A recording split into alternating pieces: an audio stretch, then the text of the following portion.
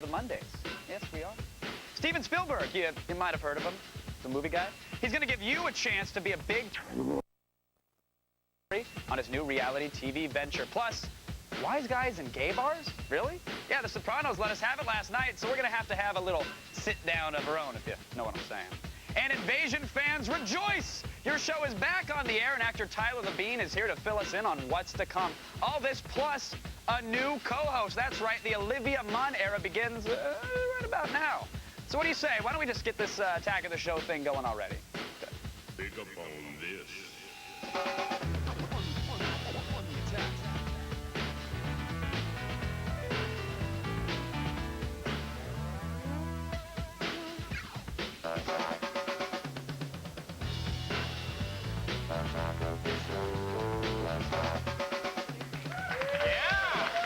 All 14 of them are excited. We paid each and every PA to clap today. Hello, everybody. Welcome to Attack of the Show. It's Monday, April 10th. I'm Kevin Pereira, and I am honored. It is a privilege to welcome our new co-host, because it says it right there in the prompter. I had a little trouble sounding it out. Olivia Munn, ladies and gentlemen. Come on now. Come on now. In all sincerity, very excited to have you on the show, Olivia. I know. Yeah, I'm excited to be here. We've daily nutted a few times last week. Yes, we have nutted a few times. It's been so much fun working with you. I can't wait to have you on Attack of the Show. Now that you're here, I'm curious, how was your weekend? It was awesome. I went to a party. Don't really go out that much, so it was really fun to get out. I missed the Evite on that one. Next time. Yeah. Next time. Yeah, sure. Just getting started with the friendship thing. Way to start it off with a bang. And then it'll be great. We'll become best friends. Okay, cool.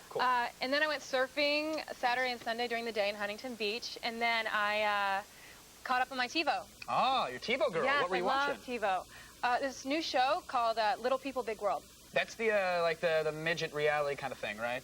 Yeah, they're called Little People. The dwarfs? They're called Little People. The Oompas? Yes. Okay, gotcha. Oompas or Little People. All right. So you like the reality TV, right? Yeah, I love it. Good. You're gonna fit in very well around here because we like trashy, low-rent TV as well. Oh, good. That's why we make it. You may want to clear some space on your TiVo, though, especially for a new reality series that's coming out. It's called On the Lot, and it stars someone that... And now, joining me here to skirt the line between legal and not so legal, it's gadget expert Will O'Neill. Will, welcome to the show, buddy. Doing very well. Good, man. Having a good time today? Having a fantastic time. Olivia's here. We're going to talk about something that's very near and dear to my heart right now. Changes, that's right. Yeah, sexy stuff. Anyway, you're a funny guy. Thanks, Kevin. So, I know you've all been wondering, which digital camera will work best in dark movie theaters? And I have the answers. But remember, if anyone asks, you don't know me. Here at Attack of the Show, we know times are tough. How better to make some extra money than by making some bootleg DVDs. But before you run out and spend all your hard-earned cash on some hardware, you're going to know which camcorders are best at recording, low-light situations. Come on. First up, I checked out the Canon Allure 100 Mini DV. The Canon Allure can record video in 16:9 or widescreen format. Additionally, it has 20x optical zoom, as well as 800x digital zoom and built-in image stabilization. That's not enough. The whole thing will cost you only about $400. With the Allure 100 Mini DV, we're looking at a... Hey, yo, what's up, dog? Oh, no, man. I'm recording a movie. You know how I do it. Yeah. Man, I'm gonna have to call you back in a minute. Anyway, with the Canon Allure 100, we're looking at an initial investment of like $400. The GigaShot can record to the 30GB hard drive or an SD card. The Toshiba GigaShot has a huge 30GB hard drive, but it can also record content to an SD card. That's not enough. It also has digital and optical zoom, as well as image stabilization. With its 30GB hard drive, the Toshiba GigaShot is a good deal at $800. The JVC Averio line is no joke. This baby bypasses tape altogether and records directly to the 30GB hard drive. With the Averio, JVC threw in everything, including the kitchen sink. Like the Toshiba, it has a 30GB hard drive, and it can also record to an SD card. Like the Canon, it can record in 16:9 widescreen format. But it also has 10x optical zoom, as well as 200x digital zoom. The Averio is pretty high-end at about $1,000. Hey, baby. Want some popcorn? Ew. That's right. Well, there you have it. Well, the JVC Averio line is great. That $1,000 price tag, that's a big pill to swallow. With that in mind, we got to go with the $400 Canon Allure 100. Yeah, all kidding aside, remember bootlegging is illegal, kids. Oh, is it? We don't, yes, Will, it is. We don't endorse it in any way. Pay for your ticket like a grown-up. But if you have to back up a movie. That's what I'm saying. Isn't that legal? Yeah. Movie backup? Yeah. I'm kidding. No. You picked the Canon Allura 100. Yeah, it's pretty cool. Mini DV. All right, so we went with tape. I'm surprised. I thought for sure you'd go with a hard drive-based thing. Well, it's really affordable. It's $400, whereas the ones that have the hard drives are pretty expensive. Like the JVC is like $1,000, and that Toshiba one as well is like $800. Right. I mean, it's very cool and sexy, that technology. But I mean, if you're like a hack bootleg, DVD Yeah, if guy you're the like kind of you guy or me, who- then $400. I mean, I can barely afford that. And what's nice is you can switch between widescreen and normal aspect ratio exactly. on the fly, right? On the fly, there's a button there. It's pretty cool. Not It's bad. great for like letterbox type stuff and then normal. So again, we're picking this for the price. In Yeah. case they didn't hear, what is it? $400. $400. Not bad at all. $399 plus tax. So it So- might actually be a little bit more than $400. They get you on the Yeah. tax always. Thanks, Will, for sharing the camcorder. Sure, no buddy. problem. Everybody, don't go anywhere. We've got exclusive interviews with the Late at night, while most of us are asleep, an odd assortment of people step in front of the camera and hit their local airwaves. They're the stars of public access television, and they're also the subjects of the new documentary, Public Access Hollywood. Howdy, I'm Mr. Gray the Martian, and I'll be singing the second song with Ezekiel see a UFO. People are getting on public access to be famous because it's free airtime. Why not? And you've been an actress for how long, Ruth? About 30 years. Okay, and you've been on But sitcoms? Mr. Biscuit's only been in the business 11 years. Oh, okay. That's why we're all here, aren't we, for fame?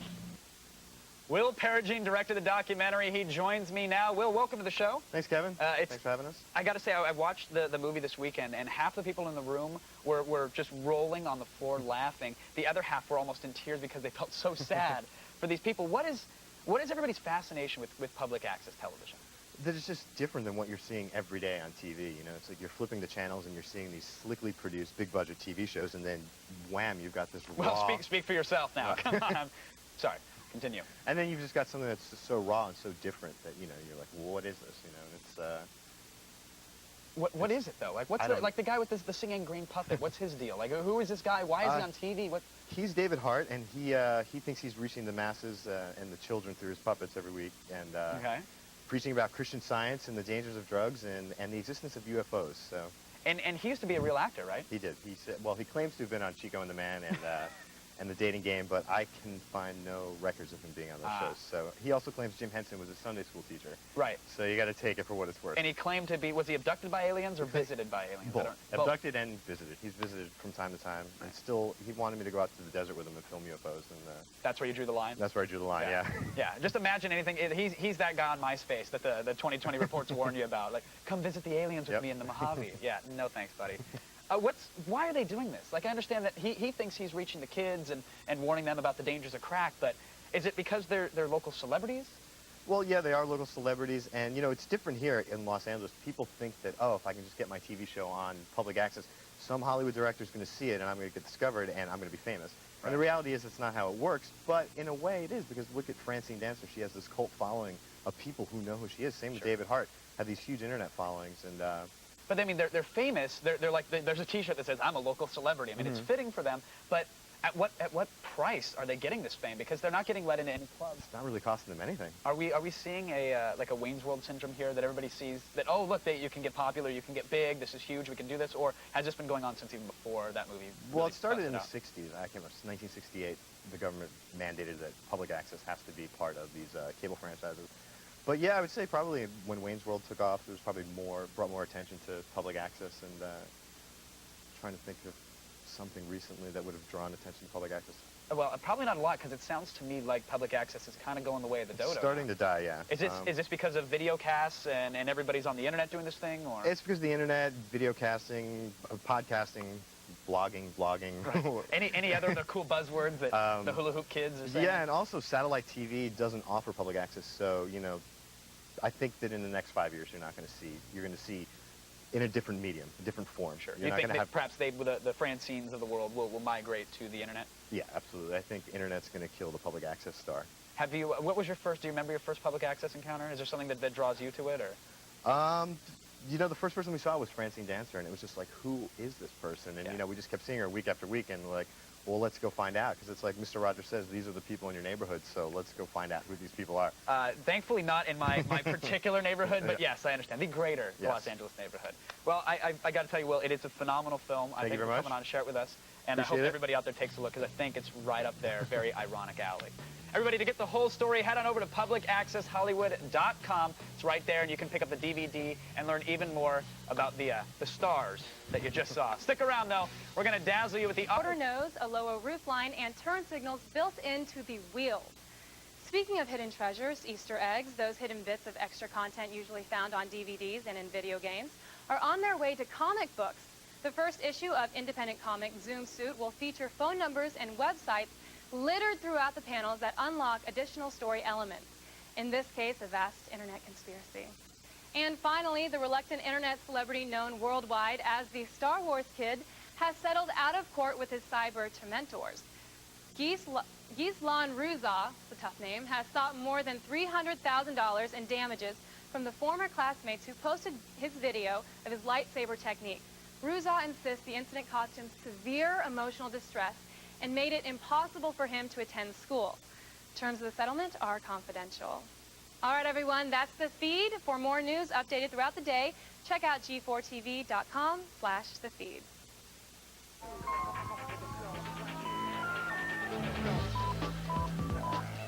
Few shows. So awkward. Oh, thank you, Olivia. You know what is awkward? Our gems of the internet, #1, boots for dogs. Seriously. PetBoots.com has the best dog shoes available on the market today in terms of design, durability, and overall value. Dog boots. According to the site, especially now with the toxic chemicals that they put on our roads and lawns, dogs need shoes. Wait, don't dogs have paws? Like those padded paws? Right, so of course you have to protect them. I mean, they're sensitive, I think. Okay. Well, let me show you the varieties, because it's not just a boot, Olivia. Here's the standard dog boot, good for normal, you know, walking, trotting, perhaps. Do dogs trot? Something like that. I think that's a horse. Oh, this is the performance boot. See, I got this wrong. This is for, like, hardcore games of fetch. Next one's protective boot. So in case you live, like, in a trailer park, perhaps there's some... I really don't know. I don't understand the concept of boots for animals that eat their own feces. I just don't get it.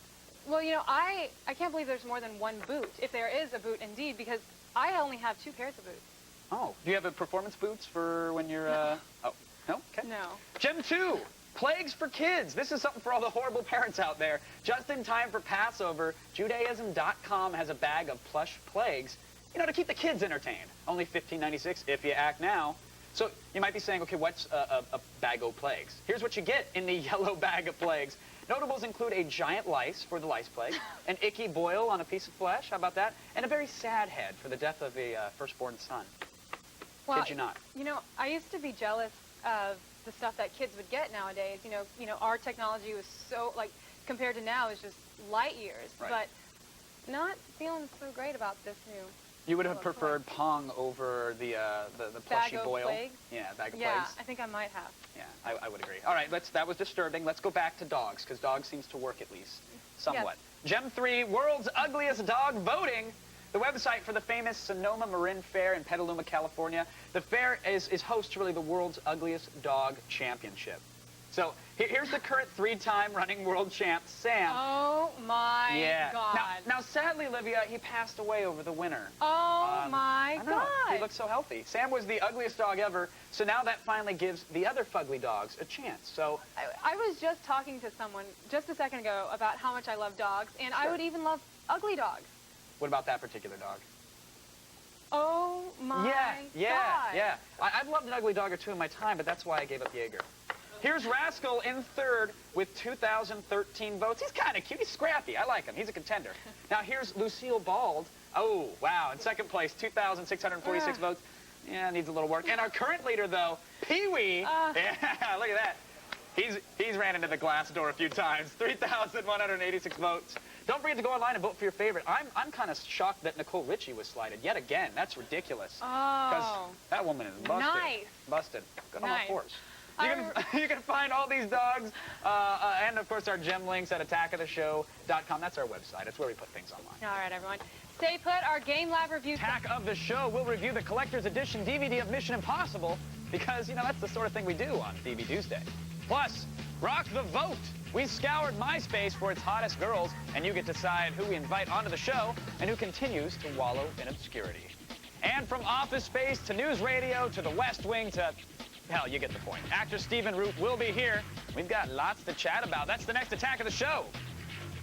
All right.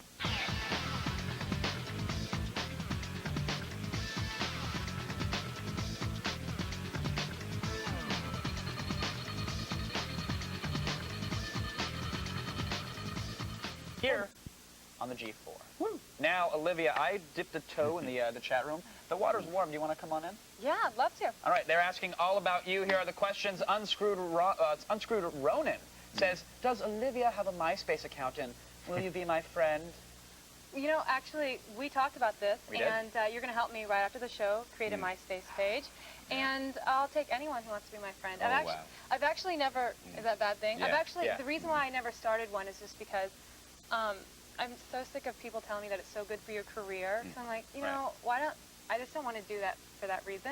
Sure. So, but now you said it's a cool thing to meet people and a lot of people who watch the show. Oh, yeah. This guy has like 50,000 friends on MySpace. He's the most popular guy It's really good. on I've the never internet. been invited to so many truck stops in my life, and I got to tell you, it has done wonders for my personal life as well as the career. So. Well, the one I'll and show the up to same. truck stop. Yeah, we'll make a page, invite her out to your mom's basement with wood paneling. Set.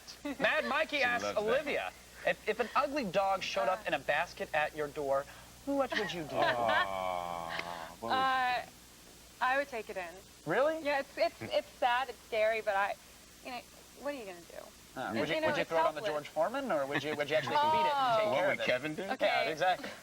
No, you're an animal lover. Yeah, I may have grown up in Japan, but I don't eat dogs. Wow. Thanks. All right. Ching. Captain Smee says straight up. Now he's being very serious here, Olivia. Straight up, Answer the man. yeah. Pirates or ninjas? Pirates or ninjas? Simple question. I'm going with ninjas. Let me think why. I'm going with ninjas as well. Ninjas, yeah. I think ninjas, they don't have to have guns. They just have their hands. Right. Just pirates have, And stars and knives and things like That's that. true. Smoke bombs, just boom, Boom, you're gone. Hey, Pirates stuck on like wooden ships for months at a time with nothing but like smelly dudes. hey, sounds Which hot to you, Kevin. actually, yeah, I'm thinking maybe I'll have to change my answer. But yeah, okay, ninjas. Way to Ninjas. backpedal. Ninjas. All right, you got me. All right, ninjas it is. Now the Jackal wants to know, Olivia, do you prefer men who wear boxer briefs, or guys that go commando? Nice. I actually have a very detailed answer for this. Oh boy. Say it slowly and in a deep voice if you can. That'd be great. I'll try Wow, that. chicky, wow, wow. Nice. Okay. I like guys who wear boxer briefs. Yes, you do. If they're muscular enough to Oh. fill them up Oh. and fill them up in other places. No. And also if they're too skinny boxers, because you kind of hide some stuff, Right. and going to bed, nothing. Mando. Yeah. Mando, yeah. Wow, I struck out on all the Yeah. chords. Will you? I'm kind of uncomfortable. Yeah. Are there more questions? There are, thank God. Jeremiah Johnson, final question. Other than surfing, what extreme sport or death sport do you dabble in? I love rock climbing. Out in California, there's so many different places to do I that. thought you meant the wrestler. No. Hey, yo. He's not my type. And the joke. Yeah, yeah. He's it too happens. muscly for me. I like wiry kind of guys. Oh, okay. Squirrely, scrawny guys. Hey. Hey. Yeah. Nice. Hey, Kev. Hey, Well, Will. Hey. Okay. This is the beginning of a fantastic relationship on the show, Olivia. This is well working done. out. Well done. Welcome. Welcome to the family. Thanks. I'm excited. I was getting a little nervous earlier today, but You did fantastic. We'll have another one tomorrow. That's our show, everybody. another one. Yeah. All right, everyone. Thanks to our guests, Tyler Levine and Will Perugine. Good night, everyone. Really scrawny.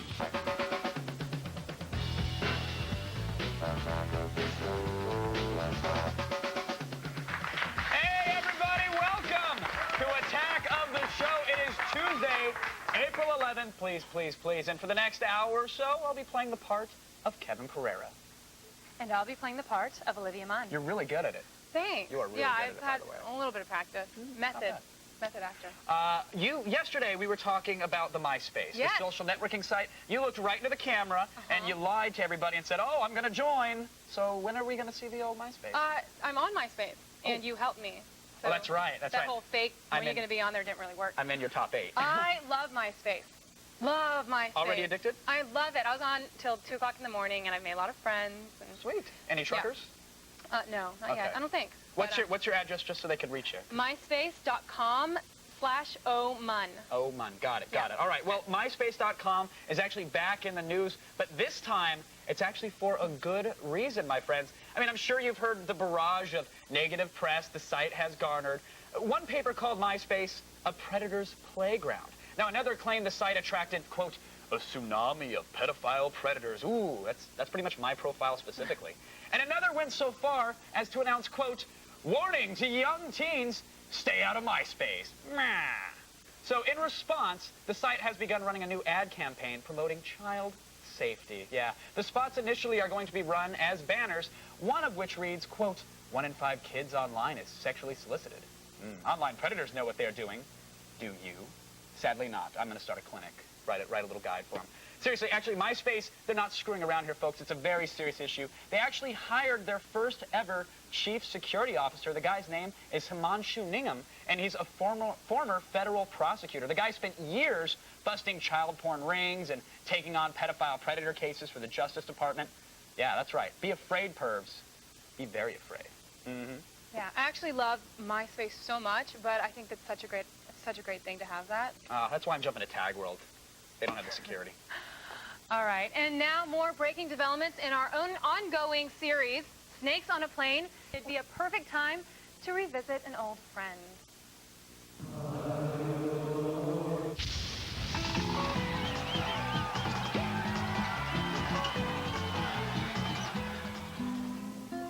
Oh, hello there. Office Jesus here. This week is Holy Week for many Judeo-Christian faiths. There's a lot of ceremonies and chanting and praying and blah, blah, blah. To be honest, it's kind of a pain in the ass. Have to answer prayers and do miracles and all that. The great thing is, thanks to California's anti-discrimination laws, I get to take the whole week off from work. And I still get paid. In Bahama Mamas.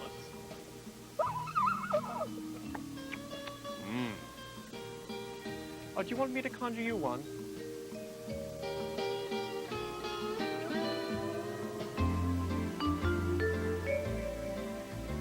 Hey, Jesus, where'd you get that donut? I summoned it. Could you summon me one? I could.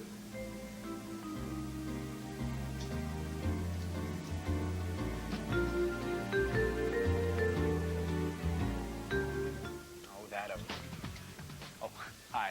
Now, this week's newest DVDs reviewed, it's a little something we call DV Tuesday.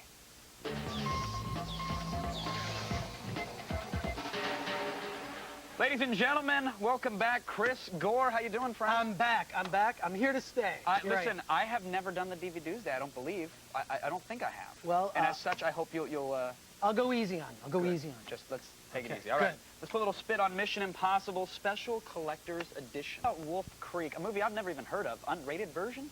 Okay, now Wolf Creek, it was one of those that did kind of come and go. It played at Sundance, and it's an Australian film about a bunch of people going out into the outback, and something happens, something bad happens. They run into... A bloomin' onion? They run into some bad people as their car breaks down, and then the movie devolves into what effectively is a torture film. I mean, this is a snuff movie, and it's not fun to watch. And it's one of those things where... So no happy ending? No happy ending. I mean, it's actually not pleasant to sit here and watch women get tortured and tied up and yeah, I know. I mean, you're laughing now, but I defy you to watch the film. The one thing is that totally ruined it for me is the commentary on the DVD, where sometimes a good commentary can save a bad movie.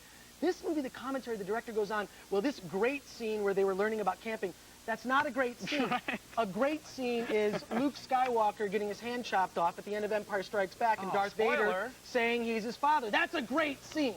There are no great scenes in Wolf Creek. Okay. Yes, there's behind the scenes. There is a commentary track, but this is an awful, awful movie. Wow. Okay. It's awful. But now, so... I hated it. All right. Settle down. This is my card. You can't touch it. The question is, bad movie, but does it make a good DVD? What's your recommendation? I will say this. Blair, if you don't mind my borrowing it, burn it. Oh. Burn it. Poaching on the butler. This is, it's not only a pass. You should burn this DVD. Do not see it. It's not fun. All right. All right. Now, something I've always wanted to do is a little thing that you call the rapid fire. Oh yeah, we've souped it up. This is upgrade. This is like let's go. This is like a level 3 Need for Speed car. All right, are we ready? We've got 45 seconds on the clock. On the clock, Right ready? in there. And 3, 2, 1, gore it. Cool. We got the Masters of Horror series. If you did not see these when they were on Showtime, definitely check them out. Set from Anchor Bay, awesome stuff. John Carpenter, you got to see it. It's great. Then you've got Jesus Christ Vampire Hunter. If you've not seen this thing, it's not Office Jesus. 30 it's seconds, Jesus Chris. back from the dead with kung fu fighting vampires. It's Okay, awesome. sold. 25. And of course, then we've got Babylon 5. Why do we have it? Not for me. No, Okay. not so much. You better cruise through it, buddy. Funny Haha is a romantic comedy that's about real people you know. It was got a theatrical release. Worth seeing, checking out. Tripping the Rift. I love this thing. The best CGI hot chicks in the universe. Dr. Root and on the really show today. Smart, funny. 10 smart, seconds. funny. 10 seconds, go. Get Rich or Die Trying. I wish I could see the documentary on this, but this film not so 4, much. 3, Rock and Roll Frankenstein, lots 2, of fun over there. I already watched the news. No, I don't need no, this. that's it. You are done. You are done. I'm taking a souped-up, drifty little box thing and putting it over here. Chris, excellent job, man. Thanks a lot. Thanks Yeah, for coming a lot on. of fun. That was fun. Hey, everybody, for more movie news and reviews, visit filmthreat.com or chrisgore.com/org.net, whatever. He's got 1,000 sites. Still ahead, though, everybody, Office Jesus.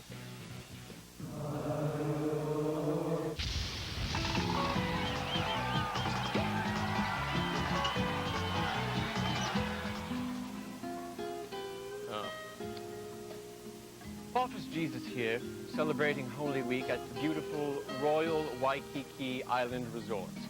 Yes, Royal Waikiki, the tyrant king of Hawaiian beach resorts. Was that good, Brett? Great, that's 1,000, right? That's 5 for the mention, 5 for the slogan. Fantastic. They've got this great coffee here. It's called Kopi Luwak. The beans are eaten and digested by a jungle cat before they're crapped out, cleaned off, and brewed. It's $600 a pound, and it is delicious. Way better than the sludge we have at the office. Hey, Brett, how about we get a v-ball game going, huh? No, you are going down, my friend. You're going down to hell.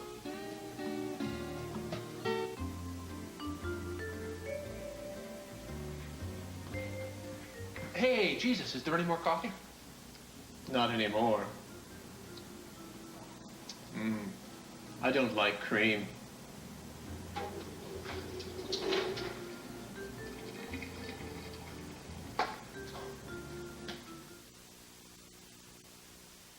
Rocking the music world, rapper Proof was shot and killed. The member of Eminem's D12 crew was gunned down outside a bar on Detroit's famous 8 Mile Road. Proof's real name was Deshaun Hilton, and he was the inspiration for Mekhi Phifer's character in 8 Mile. A new photo of Beast from X-Men 3 is now available on the net. Played by Kelsey Grammer, the character is reading a book while hanging upside down from the ceiling in a pose familiar to fans of the X-Men comics. In more chilling news, Robin Williams wants to play the Joker in the upcoming Batman Begins sequel. Williams had originally been considered for the criminal clown prince in Tim Burton's Batman. Instead, the role went to Jack Nicholson. Oh, girls, listen up. International soccer superstar Recently stormed the box office in Ice Age, The Meltdown. But despite all this, it took only one name to secure his legendary status, and that name, my friends, is Milton. Milton. Hi. Could you turn that down just a little bit? Well, I was told that I could listen to the radio at a reasonable volume from 9 to 11. Yeah, no, I know you're allowed to. I was just thinking maybe like a, personal favor. Well, I told Bill that if Sandra's going to listen to her headphones while she's calling, then I should be able to listen to the radio while I'm collating. So I don't see why I should have to turn down the radio because all right, okay. I enjoy listening at a reasonable volume. Thanks. From 9 to 11. Classic, Stephen. Thank you for coming on the show, man. Thank you. Happy to be here. It is a downright honor to have you gracing us with your presence. I mean, I have to say, Office Space, obviously a huge movie, became really a cult hit, years later after it came out. Yeah, really, word of mouth. Really got word of mouth, Yeah. huge following. How's it feel knowing that you've been involved in everything, that you're the busiest man, you seem to be in every project, but the one thing that you get stuck with is Milton because of a never red thought staple? that I looked that bad, but I mean, when I'm recognized on the streets, mostly for that role. Really? Yeah. And does that bother you at all with the breadth of work you had? Was it like, it's hey, cool because everybody can relate to that guy. I mean, people who've worked, in offices all over the country, soft underbelly of America. That's Sure. what it is. You know? Did you get any kickbacks from the Swingline Corp after that? I mean, no, they actually wanted me to do that, but I didn't want to go into. You didn't want to shill the the next 5 stapler, years, right? Not so much, yeah. You'd have been stuck with it forever. I would. Now, Mike Judge, you know, he creates this character. I know you have a rapport with him. You guys are buddies. Did you know him before you were approached for this Office Space role? No, you know or? what? I knew him only from King of the Hill. I auditioned for him while I was doing news radio, and he knew I'd done a bunch of Southern plays and played a lot of Southern characters. He said, "Come on over and we'll try to do this." So I auditioned for Dale, which didn't work out at all. And I said, "No, I can do something a lot stupider than that." So I ended up doing Bill. And so it wasn't like written for you or anything. You just kind of came in and came up with something on the phone, and I finished the audition. It was actually in Austin on the phone, and I finished the audition, and I listened to the voice box and said, "Well, that's about as funny as that can be." I got the job. So it was good. Do you get? I mean, you said you get recognized. You still get stopped on the street. People recognize you. Do they ever just? You have to get asked how many times a day to do a little Milton? Oh, I've told gentlemen, my name is Kevin. Want me to come on G4, and then I did. As long as you keep the voice at a reasonable volume, you're totally allowed to. Reasonable volume. God, I love it so much. It's so weird to do it after about 6 years. You know, almost everybody can do it better than you can. Do you find yourself like doing a parody of yourself? I do. This is what I think it sounds like. I remember it being something like that. Well, after the show, I'm going to tie you up for hours doing my voicemail and my cell phone ringtones mostly. and all that stuff. I do a lot of cell phones, yeah. Okay. Justin Long maybe do his cell phone while we're doing dodgeball. And what do you come up with? Is it someone's calling right now? It's at least a 5-minute bit. I love it. Well, it has to be. You have to work into it. Got it. So that's the on-cam. You're also working behind the camera. I mean, Ice Age 2 made like $314 trillion in the last 2 weeks. Billion bucks. I mean, of course, I saw you pull up 2 Ferraris. One wasn't enough for you, apparently. Do you prefer doing the voiceover stuff as opposed to the on-camera? Is there? It's two different kind of animals, really. Voiceover stuff is so specific. You know, you're in the head to do just this one little thing. Sure. And even though your body still, you're still I'm a character actor, and your body still acts, you're not seeing it. So you have to be even more specific with a voice. But I mean, it's got to be a little sweeter being able to roll in bunny slippers and boxer briefs. To do and King of the Hill, chamomile. we've done 11 years of King of the Hill, so Right. I can, you can roll over and do Bill and Mr. Strickland and all those guys. But if you do say a new voice, I just did Fox and the Hound 2. I'm going to do some other projects coming up, so you have to find something for that's a little harder. Take it a little bit more seriously. Yeah, take it a little. Well, you got to come up with something you haven't done, and I've done a lot of different voices, so it's hard to come up with some stuff. I want to ask you about one voice in a show called Tripping the Rift. Yes. Saw a little clip on the internet ages ago. Was so glad they turned it into a series. You play a gentleman, a Commander Chode. Commander Chode. Yeah, Chode. Stephen, what's a Chode exactly? I think I'm familiar. I've Googled it once or twice. If you can tilt the camera down all the way. It's actually kind of the space betwing what we don't want to talk about on the air. So it's like the Grendel or the Gooch, if you will. It's that whole, the Taintal region. See, I thought it was like a marsupial from, Australia. No, it's much worse than that. I bet it is. Were you honored and flattered when they said, "Hey, we want you to play Commander Chode"? Or did you understand the inherent humor of the character name? No, I thought it was great. It was like I said, it was a 5-minute short, and you could do something totally lascivious. And, I hadn't been able to do that in voiceover, so it was fun to do. Right.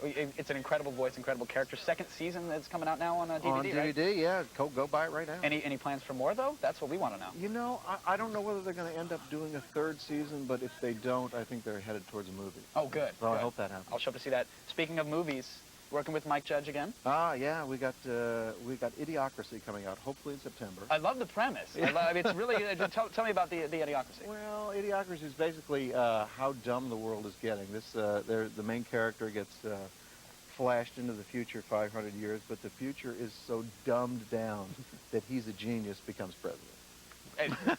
It doesn't sound too far off. No, not too far off. All food on the planet is Taco Bell.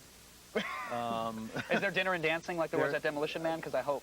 Always. Right. And the most popular movie in America is Ass, and it's just an ass going at it for 2 hours. So that's the tenor of the movie. That was actually the TV Guide descriptor for this show. So, but maybe we're on point. Teaser for you. Yeah. Stephen, thanks for coming Thank on, man. you. It was a pleasure talking with you. Thank you. Everybody, you can catch Stephen in Ice Age: The Meltdown in theaters now, and Tripping the Rift Season 2. Of course, it's out on DVD. And hey, we're even giving some away to chatter, so get your questions in. But stick around. Your chance to vote on the hottest girl of MySpace is coming up. Oh, but first, let's say we give Office Jesus one last chance to really ring in the Easter stretch run Catholics call Holy Week.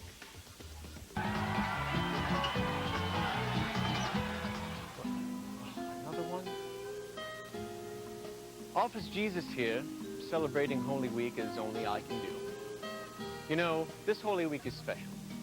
Not only is it the last week of Lent before Easter, honoring the day I rose from the dead for the salvation of mankind and employment in a menial office job, but this week also has Passover, the ancient Jewish holiday recounting the struggle to free Israel from the slavery and oppression of Egypt, only to be later oppressed and enslaved by Rome. I mean, I'm not mad or anything. I just, maybe would have preferred to not have nails driven into my hands and feet. I'm just saying.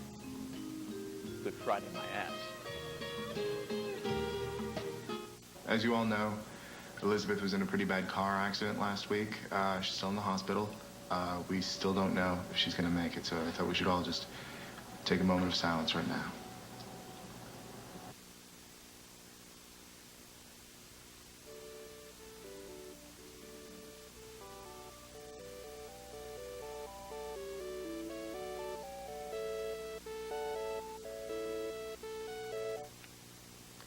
Hello? No, I'm in some bull meeting. Chicken wings? Yeah, I can do chicken wings for lunch. All right, I'll meet you outside. Are we done here? I have a meeting to go to.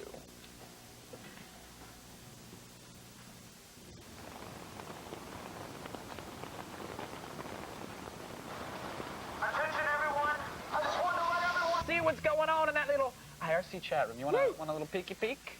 We're taking questions about you, so pay close attention, Olivia. Sneaky Seth asks, what weapon would Olivia use to fight snakes on a plane? Snakes on a plane. I would use a samurai sword.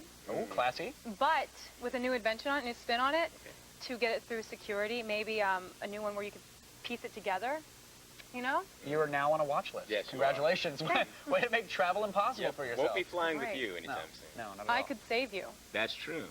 If there were. You don't want to fly with me, but I could save you. You see, good point. I'm so not creative. There you go. I got we're to think on a outside the box. plane. She's willing to go. That's All right. true. Yes. Moving on. Cutie Pie says, hey, Olivia, who's your favorite X-Men? My favorite X-Men is Cyclops.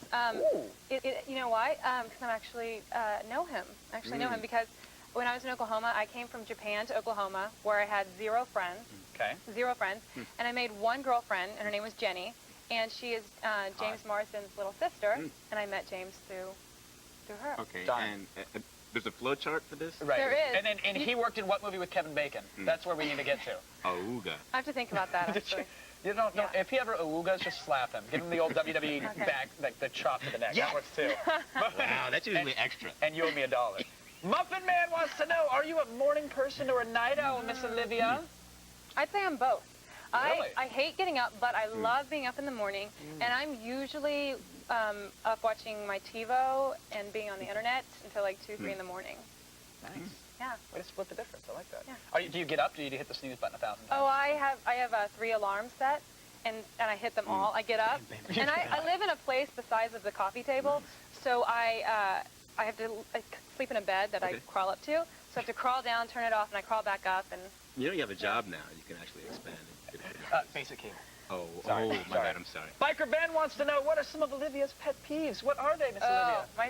The biggest pet peeve I have is baby talk. I hate. Oh, come on, Olivia. That's so irritating. I hate it when girls, you see the girls with their boyfriends, are like, I don't want you to go. I want to take off my boot and stab her in the eye. Oh, awesome, yes. Yeah. I hate it. I hate it. What about when you're talking to a dog, like a little puppy? Don't You're you doing wanna, it right well, now. You want to waddle his little nose and say, oh, that's Take cold. off the boot. That's cool. Okay, no. All right. Moving on. Pied Piper says, hey, Olivia, now that you're on the MySpace, how many sexual predators have you fought In other words, off how many already? friends do you have? Right. I don't know yet because I just invite everybody. And last night I was talking to a few people, guy in South Carolina a little bit. I'm trying to make sure, there's so many, and I'm just trying to be friends with everyone. MySpace.com/OMun, That's right? me. Because there are some imposters. There are a couple people on there pretending to be you. But yeah. That would be you. I have a picture up on mine. Yes, so that's how it is. /OMun. add her, she'll be your friend. But as far as Attack of the Show goes, folks, that's all. All right. Holding a Revolution controller. Now, unfortunately, we can't actually show them to you. You got to buy the magazine for that. But today, Ubisoft, the company that gave us Far Cry, Ghost Recon, even Splinter Cell, they have said that, yes, the screenshots are real, and they are developing the game. There you go for them, kids. It's true. It's called Red Steel. There's an awesome flash intro from their website. And it's an exclusive first-person shooter for the Revolution. Now, the player controls a variety of guns, and get this, swords. Yeah, effing sweet, right? Using the motion sensor Revolution controller. And Ubisoft also mentioned that the game is going to have online multiplayer. So hold on. Let me. A realistic-looking first-person shooter with good graphics and online multiplayer? Hello, I mean, this is Nintendo we're talking about, right? Crazy talk. The game is going to debut at the E3 Expo next month, but we'll have more on that after the break when we're joined by X-Play's Adam Sessler. All right, Kevin, I've actually made a discovery of my own. Oh. It's probably the most effective birth control I've ever used. Oh, prayer? That doesn't work. Oh. Tried. Whoops. No, it's actually watching a screwed-up celebrity couple get even more screwed up after they have a baby. Hence, that's why we visit the ongoing saga of Britney Spears and Kevin Federline, my favorite saga, actually. Yes. Over the weekend, the pair were visited by child welfare officials. Why? Well, because the couple's 6-month-old son, Sean, was taken to the hospital for head injuries. Allegedly, the nanny fumbled to the trot, trying to get him out of his high chair. That's not funny. You're right, that's horrible. That's not funny. All right, but no charges have been filed, and the word is the baby is healthy, which is good. I mean, look at Britney here. She's clearly thinking, hey, come back, woo! Not, I hope my kid isn't brain damaged, which is good because she doesn't need another baby scandal. Right. Remember last February, Kevin? I do. Spears was caught driving with her baby dangerously balanced on her lap. She apologized, saying she just had a, quote, horrifying, frightful encounter with the paparazzi. We, however, are looking for a different kind of apology, one from Kevin Federline, after his new album, Playing with Fire, drops this August, because we, too, are anticipating a horrifying, frightful encounter. You know what's actually really horrifying is the fact that Popo's Out is probably going to be an ironically huge dance club hit, if it's not already. It's that sad. was like the worst thing you've ever said. I said, but that's sad. I'm only speaking the truth. I hope it isn't. I do really too. hope it isn't. Maybe we can start a club And or make T-shirts or a button campaign or something. I would love to do a button campaign or pencils. Let's do it. Yeah, Yeah. let's do it. Finally, folks, speaking of people having a bad week, it's not just Britney, no. Vice President Dick Cheney, yeah. Not only did he tempt fate yesterday by being physically active, but he got nothing but grief for it. Poor guy, poor guy. Dick threw out the first pitch at the Washington Nationals home opener against the New York Mets as he marched towards the pitcher's mound. Now, the lovable second-in-command was greeted with cheers and applause, which you could kind of make that out over the booing. Yeah, he didn't... Free time. It's a blast from the past called When Kevin Met Batman.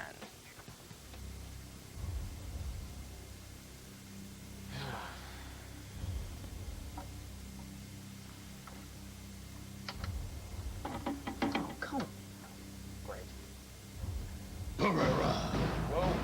You scared the crap out of me. Wait, who is that? Someone like you. Someone to rattle the cages. What? Is that you, Brendan? All right, have fun up there. Just don't let facilities catch you, all right? I need your help. Someone on the inside is taking a taste. A taste? I don't even know what you mean. Who runs the damn good downloads? Sarah? Find out what the next one is. Yeah, we don't talk. She'll talk to me. Probably not. You're a freak in a mask. Now we're two. Now we're two? I mean, that doesn't...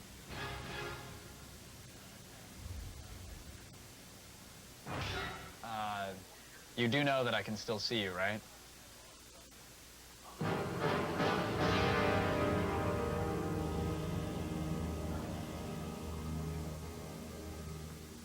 Expo or E3 to you savvy insider, kids with your hula hoops, is kicking off next month, and here to get us all worked up into a rich little lather over what new games and big announcements we can expect is X-Play's own Adam Sessler. Adam, welcome back. I am not going to work you into a lather. That's all right. Please do. Really? Yeah. All right. I've got hard water, so I need all the help I can get. Okay, and I'll get some moisturizing soap, and I'll be good. See, that's teamwork, folks. It That's is. how we do it here at G4. I know we've got a lot to look forward to. Every year, E3 is huge, and every year they say it's going to get bigger and better, and giant announcements are made. this year, I think at least, it's going to be the biggest Yes, E3 that we've ever had. I can't think of any other time. I mean, maybe the 2001 when there was the Xbox and the GameCube, but this, you feel like there's magic in the air. The big three all have huge stuff to say. Exactly. And I'm most surprised that I think Nintendo, of all companies, might steal the show. Am I crazy? No, I don't think so. And if you think about it, the GameCube really stole the show when it debuted at E3. True. It really overshadowed Microsoft's Xbox. There's a lot. There was just the game Red Steel that was announced today. Right. It is a first-person shooter. It looks like it's going to be an M-rated game. I don't know for certain on that. But the cool part is it has online and you can use a sword. Which means sword fighting you can online? sword fight. I mean, that's... I thought you could only do that with like a DOA beach volleyball type game, but sword fighting online in first person. Exactly. I mean, it's like now, once again, I'm starting to think about the cool thing about the Revolution. Obviously, Zelda's going to be there. Sure. I hope they say it's going to come out. Playable. That would be nice. Playable on the floor, though, right? That's pretty big. I mean, it was playable last year as well. It was tough to get into. Oh, no, I'm talking about the Revolution the itself. Revolution. It should be. No one's really saying about a lot of these consoles about what's going to be playable or not. So.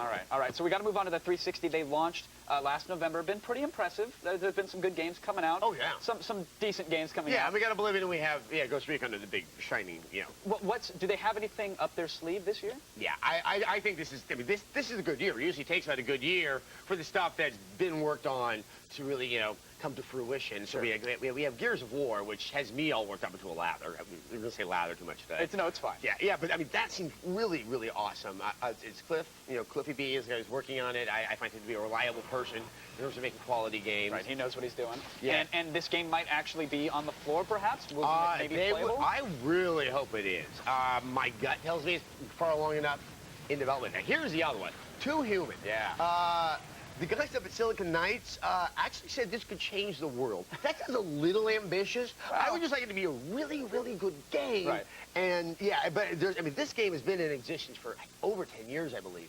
And there's a lot to it. And I think this will be the sleeper. I have to ask, because normally a game that's been perhaps in existence for 10 years, obviously something's not going right, well, right? No, it's taking forever to fix It's been or make. conceived of. No, they have not sat down to actually work on this. Okay. They came up with the idea, realized that technology at the time wasn't sufficient to have them actually realize their But now maybe harnessing that 360 power, it's going to come out and it's going to knock everybody's socks off. I am hoping. And BioWare has a game Mass Effect as well, which I'm excited to see. Now there's one last company, Sony. They have this.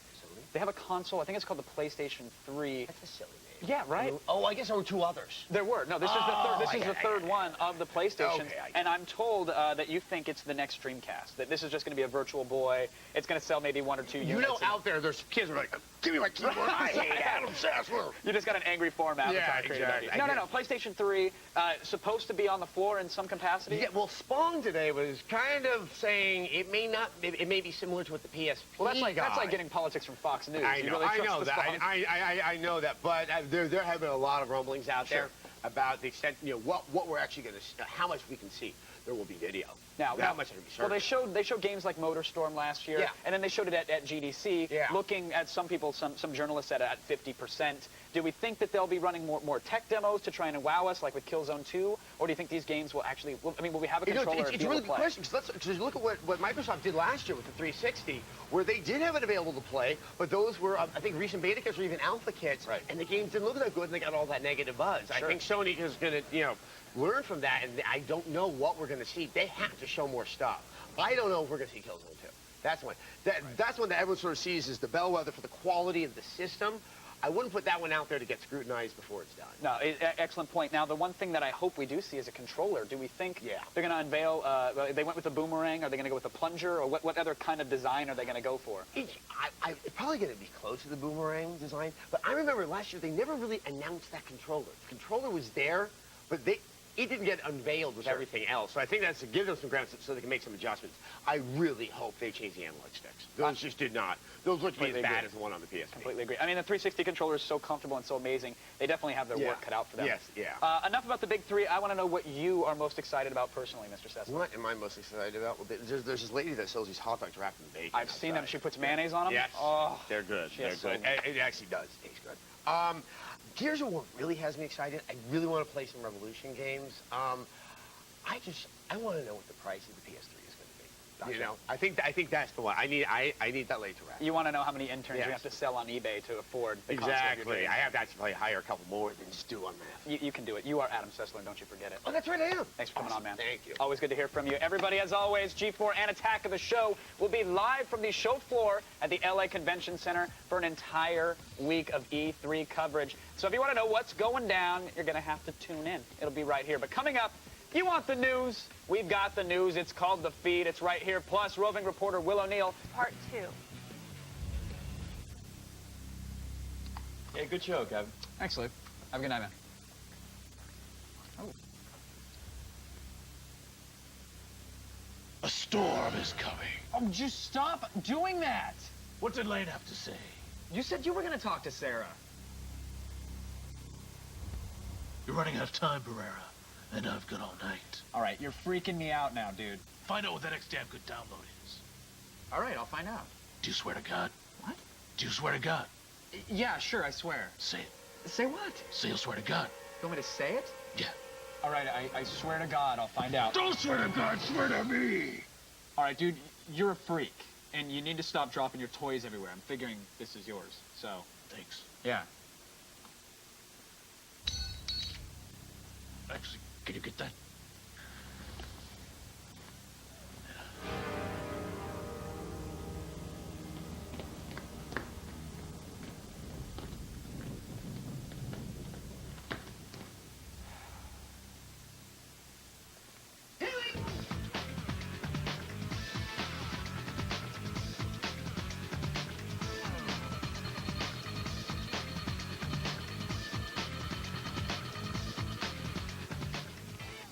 And now it's time to turn the show over to you, the viewer. It's today's User Created.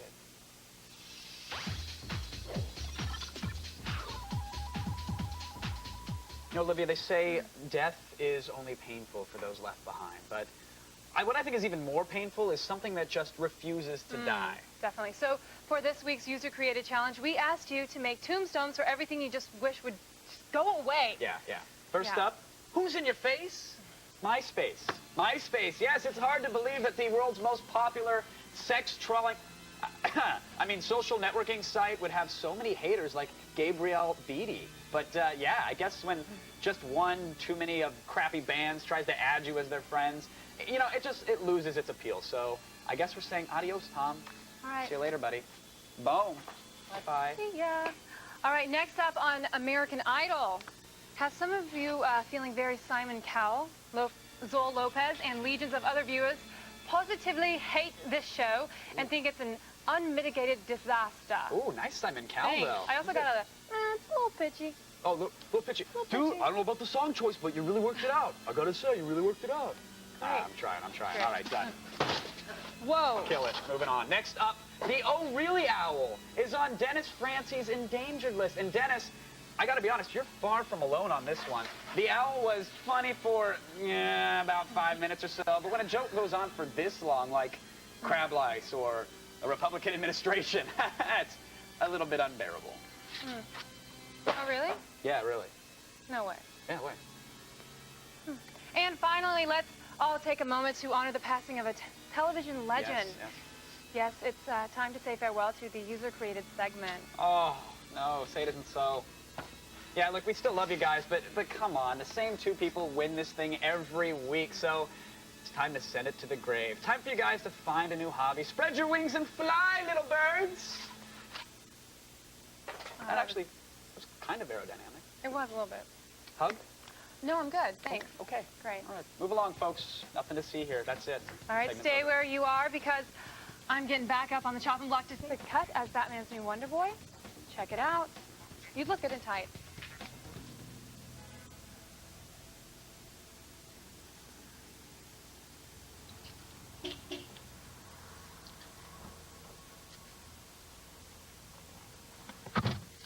Where the hell did I put that key? Barrera. Oh, God, how did you get in here? I took your key. All right, that's not even legal. Aren't you supposed to be out there solving crimes, not committing them? I'm complicated. I have layers. Right. Tell me what you know. All right, I talked to Sarah about her damn good download. She said it's going to be some backup utility for Windows. Oh, what? It's like a piece of software and look, that's what she said. Are you sure she didn't say toxic laughing gas? Yeah, I'm sure she didn't say laughing gas. Are you crazy? Ooh. That info. Yeah, I mean, think about it for a second. How can you actually download... Listen, Pereira, I'm through with your games. Who's that? Oh, what are you talking about?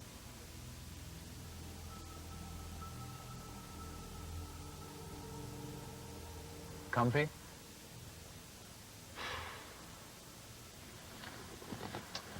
No, I think it's... Yeah, I'm probably just... You probably should just... Yeah, all right, well, hold on a second. Hold on. Why don't you just unlock it? You gotta, like, just unlock it. Well, I'm trying to unlock the door. I know, but it's locked. You gotta take your hand off. Wait, if I hit the button, it's while off. your hand... My hand's off. Just take it. You gotta stop playing. Look, just unlock the door. Just take your hand off the door!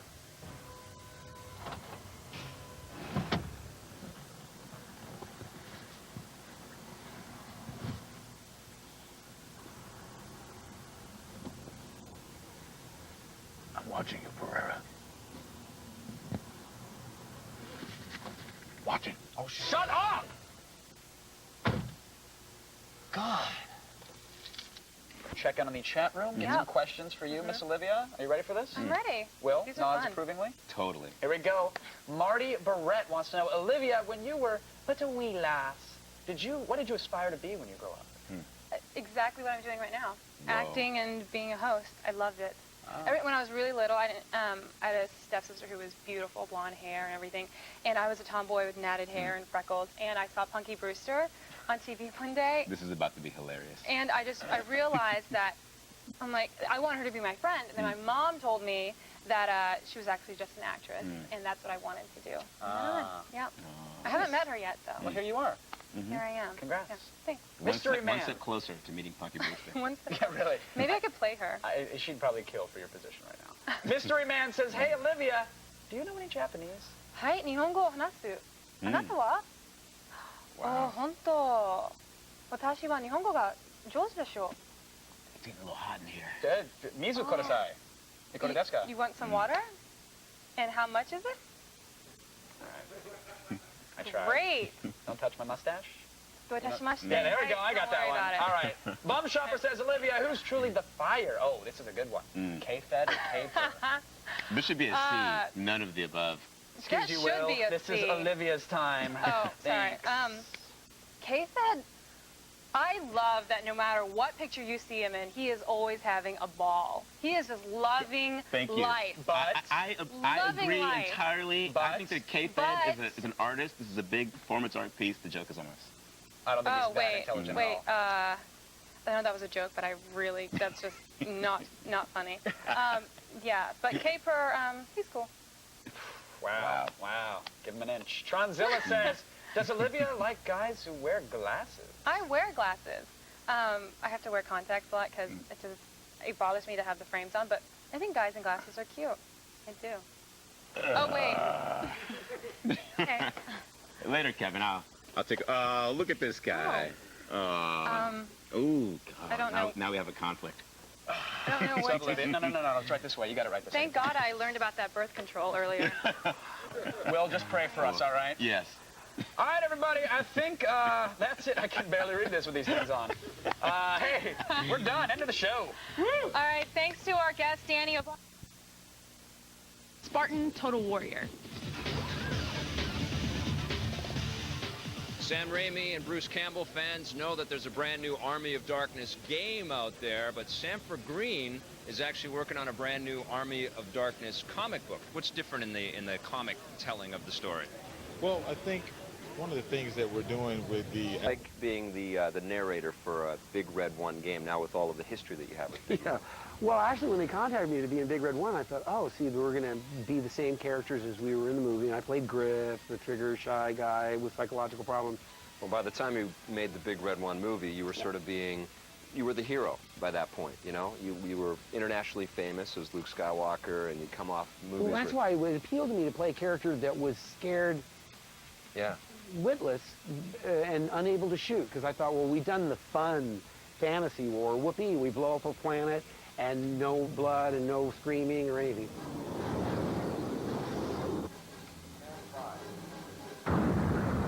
that's another thing I think people forget, is that we thought we were trying to make the best movie a 12-year-old had ever seen. Yeah. I always thought, never forget that. Never forget that, you know, you are doing this for kids. And I would. I'd go to George and say, why is this happening, especially in our third episode? Why is it all so neatly tied up and cheerful and all this? And he said, well, because all fairy tales are. Because we sort of got off track in a way I liked in Empire. Yeah. Because it was more demanding of the audience. It was more cerebral, and it had much more spirituality in it, and the ramifications of what you do, and Yoda, the whole thing. I thought, oh, this is great.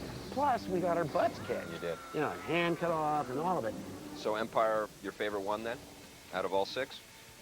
Well, in terms of pulling the rug out from underneath the audience, you know, I always love to have expectations upended. And, you know, it was an amazing thing to have to keep that secret for so long, because Kirshner pulled me aside and he said, Dave Prowse, who's going to deliver the line, is going to say, you don't know the truth. Obi-Wan killed your father. And I go, no, and all that. But we're going to dub in, I am your father.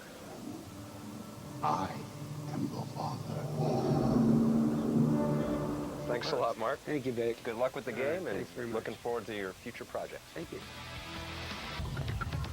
Hey, we've got a very cool game break for all of you game fanatics and aspiring game developers out there. It's called mobygames.com, and this is a very cool website. Absolutely. It's trying to be like the end-all, be-all, complete database for video game credits, kind of similar to the Internet Movie Database, imdb.com. Oh, it's great. And the awesome thing about it is that it encourages people to get on the system and enter in all of the credits from some of their favorite games. Yeah. And the user database can add to the overall growth of it.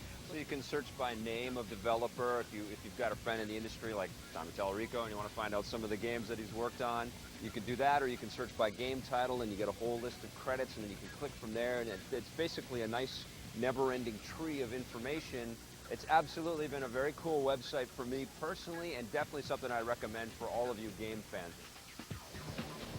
After Star Wars Battlefront 2. Come on, baby, hold together. What kind of ship is this? It's not my fault.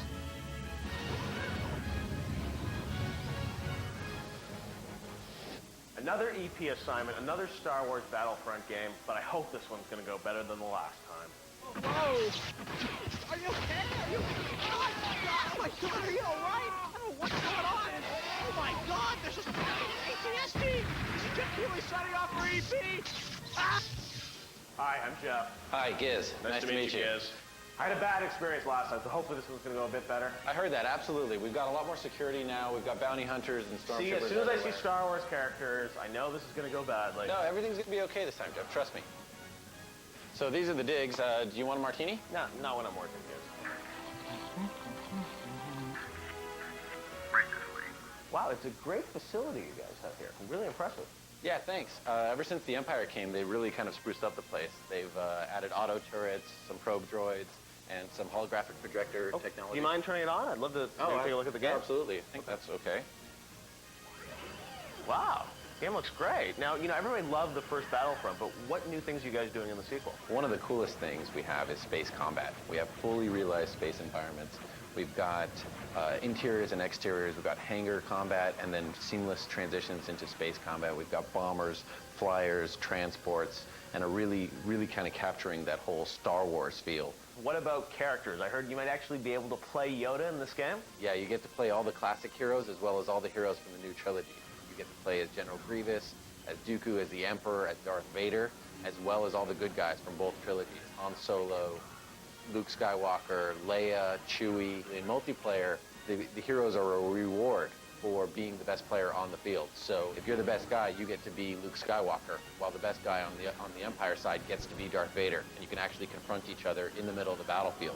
So yeah, that's a glimpse of the game. Yeah, the game looks fantastic. Now, the one thing I forgot to ask you about was weapons. I mean, we have lightsabers, but what else do we have in this game? We have a ton of new weapons. We've got the Bothan Spy has a invisibility cloak he can use, can stealth around. He's got an incinerator. Vader has forced choke.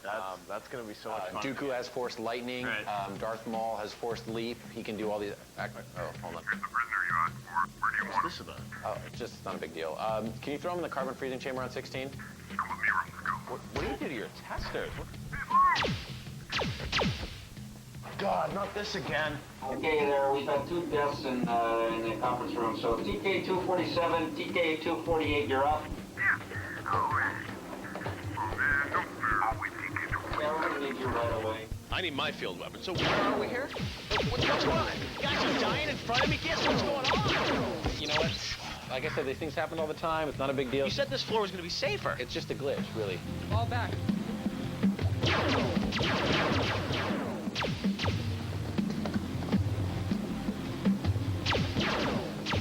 Oh.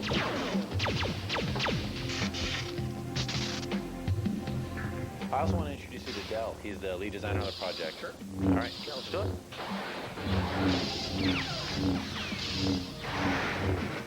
Kid Fisto, you are not worthy opponent. Get away.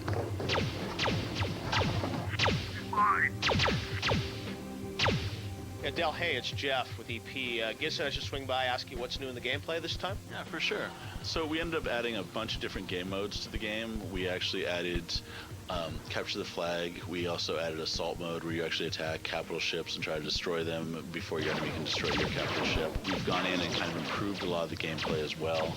One of the kind of fun new modes we did was Hunt, where you kind of hunt down indigenous species. You go hunt down Ewoks, or you hunt down Geonosins on Geonosis, even going so far as hunting down Wampas on Hoth. They're invading Echo Base, and you get to blow away these giant hulking snow beasts that are trying to invade and, you know, kill all the rebels. You know, the game looks great, but it seems like you have kind of a lot of work left to do on it. Yeah, we do, but I'm confident we'll be able to ship on time. Hey, I do not believe this game will ship on Lord time. Vader, everything's going perfectly according to plan. I find you're not going to fake this stuff. Wow. Let me show you what this game is really about.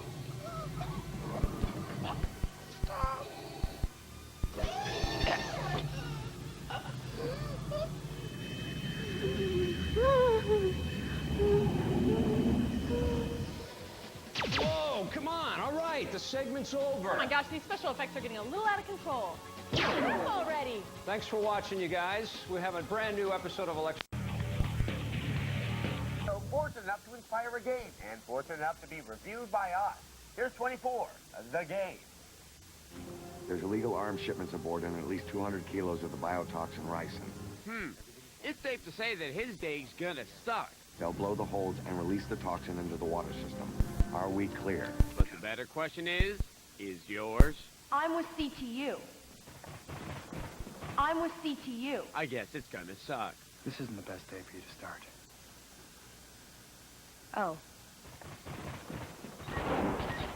24 follows in the hallowed footsteps of other television show games, as ER, Law & Order, Law & Order Special Victims Unit, Law & Order Criminal Intent, and Jeopardy.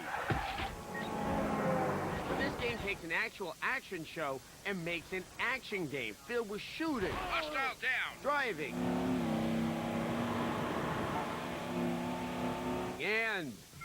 and this pulse-pounding attempt at color correlation with a time limit. With the assistance of the writers from the show, the game strings together 24 episodic levels where you help save the terrorism playground that is Los Angeles. So, what's the impending crisis this time? The vice president's in Los Angeles, and they're planning on having him assassinated sometime today. The VP? That's it? What are they, the low self-esteem brigade for the liberation of Squeaky Frome? Anyway, the story's pretty good. It's very true to the show. Well, almost too true. Michelle, he's our only lead. Without him, we don't know what the threat is. I can't afford to let him get away. Don't push me. If you push me, you're not going to like where this goes. Bauer, I want this taken back to CTU for analysis right now. Bauer. Tony, there's something else. I want answers. What's the assassination plan? We got the ricin biotoxin, but the arms shipments, they're missing. Michelle, I'm sending you a PDA that looks like it's encrypted. Bauer. I'm with CTU. But we're not playing the game to relive a Monday night on the couch. We're here to get in the action. The really sloppy action.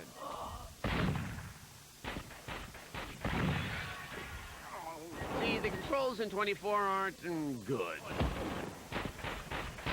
You can't run in a straight line.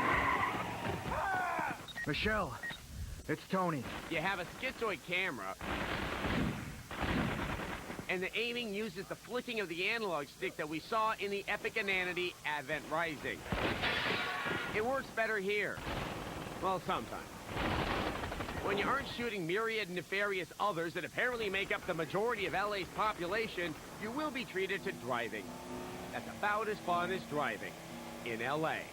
You also get to interact with the diverse ethnic stereotypes that inhabit the Basin of Angels. You're lying. Tell me what you know about him. I'm not lying. I not know him. Look, I know he's been in this shop several times in the last 2 weeks. Sorry, I am new.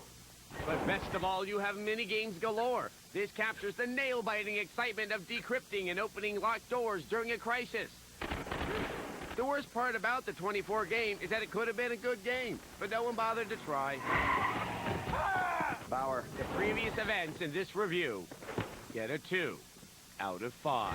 I'm with CTU. I'm with CTU. I'm gonna go out on a limb and say she's with CTU. At least they made a game about a TV show that wasn't a point-and-click crime game. Yeah, that very special Blossom's Lost innocent game went a little far. I can't believe 6 was the culprit. However unoriginal TV games might be, they cannot possibly compare with the most oversaturated game type known to man. Don't make us say it. You know that one fighting event from the 40s? Betty Grable, the whole atom bombing. We've got another one of those games, Yeah. but it is a 360 game, so maybe Lee Gorgeous and innovative and cool. Maybe. Here's the outfit. Hooah!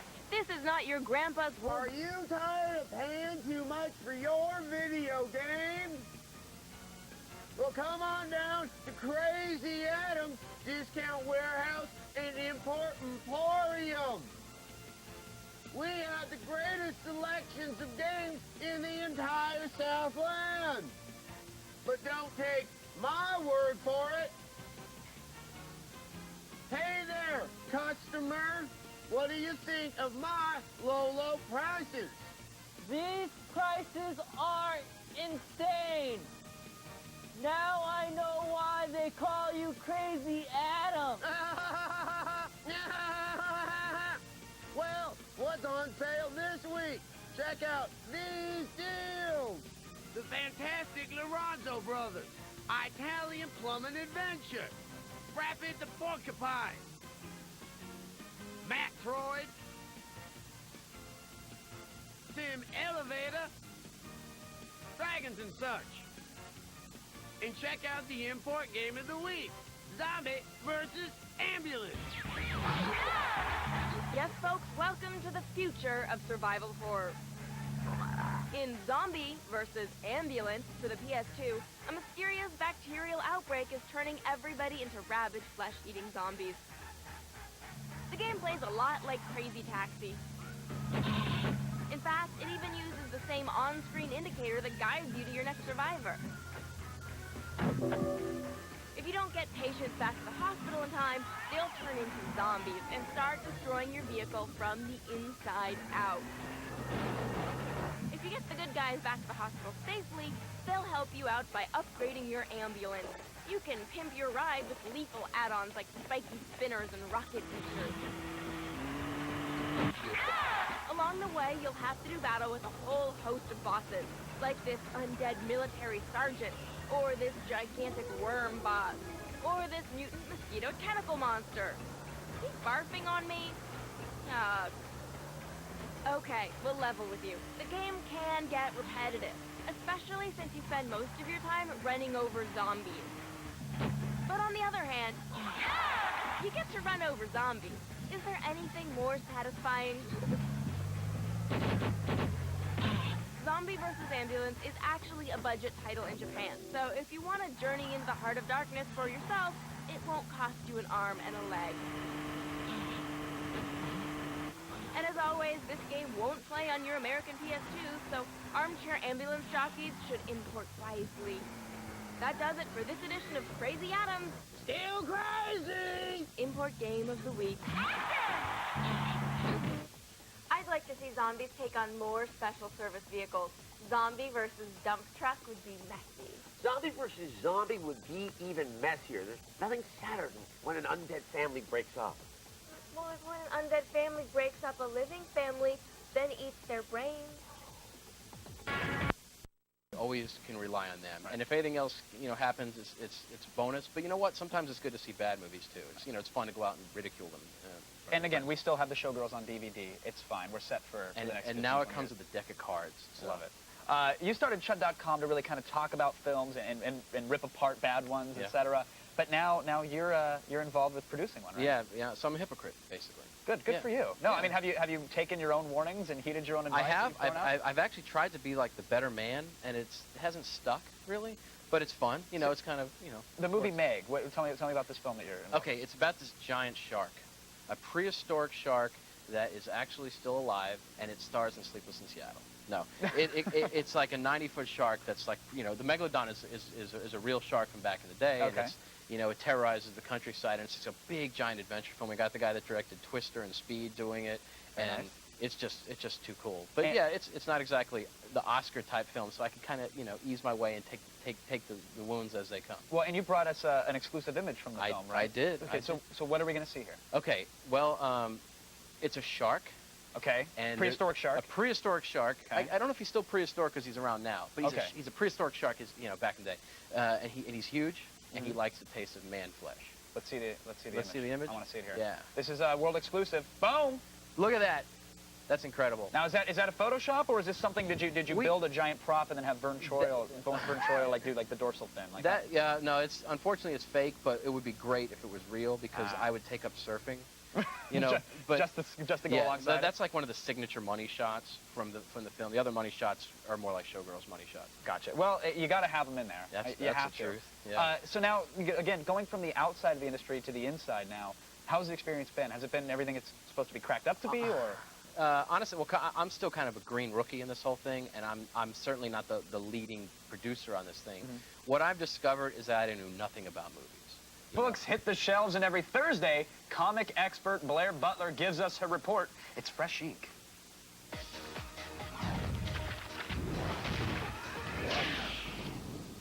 I have been on pins and needles, walking on, imagine eggshells sprinkled over a minefield. That has been me waiting for my comic book fix. It's a beautiful visual, Kevin. Thank you for that. It's very nice. It ended with me exploding and losing a leg and then screaming on the ground. It happens. It happens. All right, what do we have this week, Blair?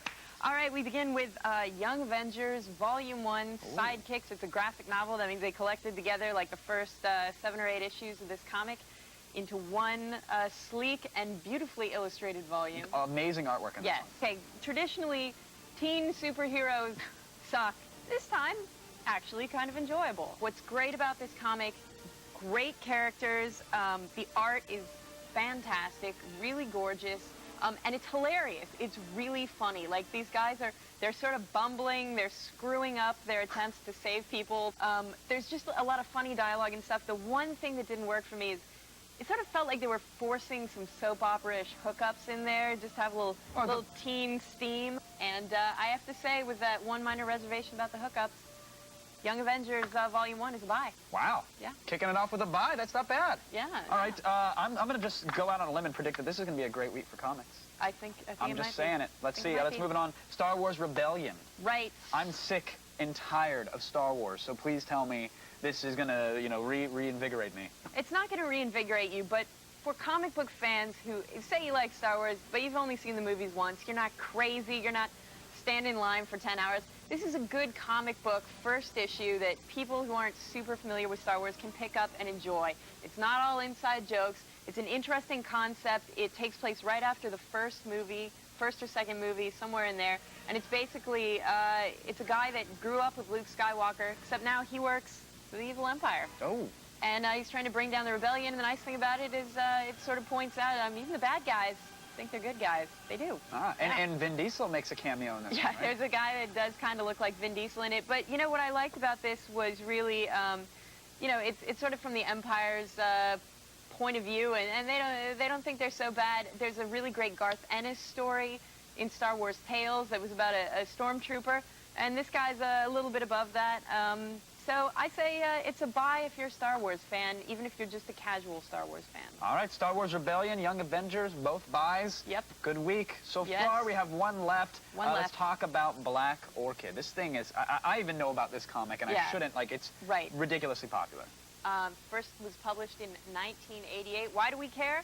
Well, it's by Neil Gaiman and Dave McKean, who are two of the masters who sort of reinvented comics and made comics what they are today. It's a DC character from the 70s called the Black Orchid. She was a superhero, and she would disguise herself and infiltrate these gangs and, you know, mobsters and stuff and bring down criminal organizations.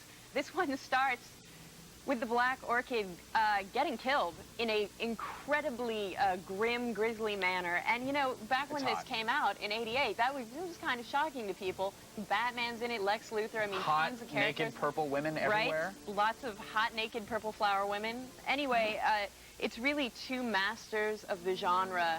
Neil Gaiman, who went on to do Sandman, and Dave McKean, who went on to do stuff like Arkham Asylum, and then together they made the movie Mirror Mask. I really recommend it to people who are kind of curious about how we sort of got where we are today with comics. I think it's great, and it's sort of overlooked. Watchmen and Dark Knight are always talked about. So what's your verdict then? Because you have to, it's a formality. Yeah, What's your verdict for Black Orchid? Black Orchid graphic novel. It's a buy, definitely. Done. Yep. Blair, as always, thank you so much for coming by. Thank you, Kevin. New series Star Trek 2.0 puts fans behind the wheel of the USS Enterprise, and we'll show you how they do it. But first, Attack of the Show once played a little practical joke on its fans with a fake website called Geek Fantasies. Let's take a fond look back.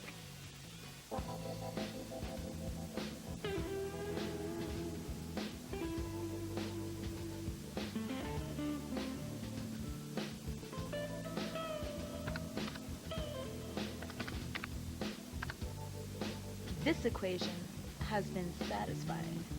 Ladies and gentlemen! Latest transaction in McDonald's quest to own his own home. And finally, a Tennessee elementary school teacher faces some grown-up detention for using MySpace. Pamela Rogers pleaded guilty last year to sexual battery and the statutory rape of a 13-year-old student. As part of the plea deal, Rogers was ordered not to communicate with the victim or his family and not to use the internet. Police allege she has since done both, blogging on her MySpace page about apparent communications she has had with the victim's sister. That's Leighton used the fanboys. It's something we called Geek Fantasies.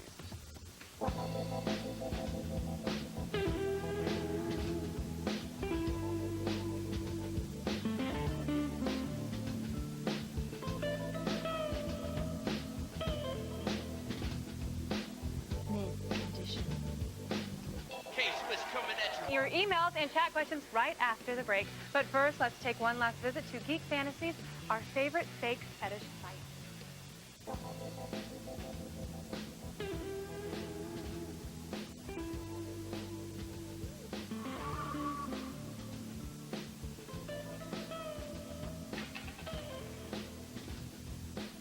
Your magic missile has been resisted.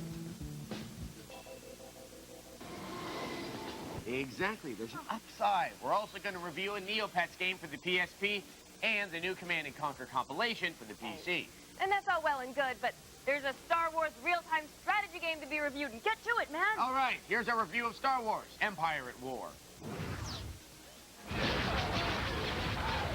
Wait, come back. I know it's a Star Wars strategy game. That usually means pain and sorrow, but you don't have to hide behind the couch for Star Wars Empire at War.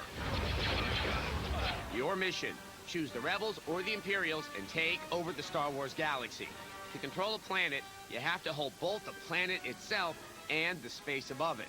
Most of the strategy takes place on this star map, deciding which planets to defend heavily and which planets to leave dangling in the solar wind. We don't care about the security protocols. Battles play out as real-time strategy affairs, with the usual accoutrement.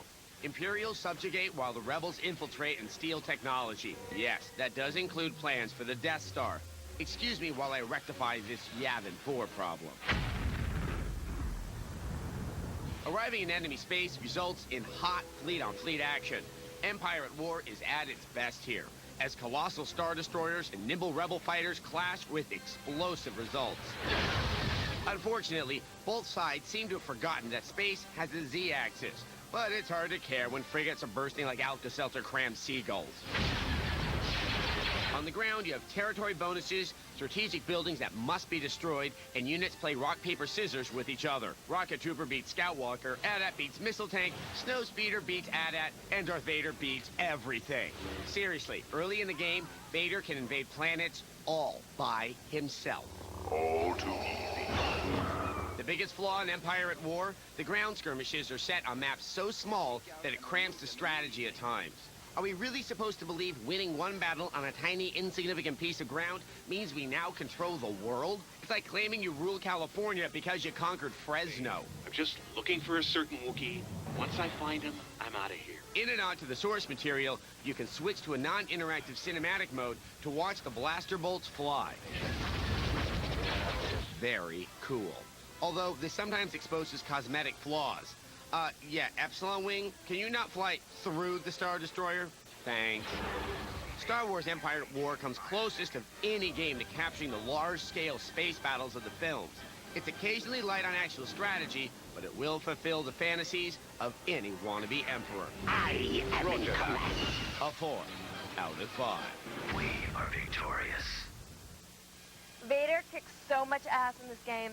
And I would belong to any religion that taught me how to crush land speeders with my mind. People are so unfair to the dark side. Now, since the destruction of the Death Star, the entire Empire has really been getting a bad rap. People completely forget all they did to get those freeloading Gungans to do their fair share. And an Imperial press conference is currently underway on Coruscant. Let's check in to see what they have to say.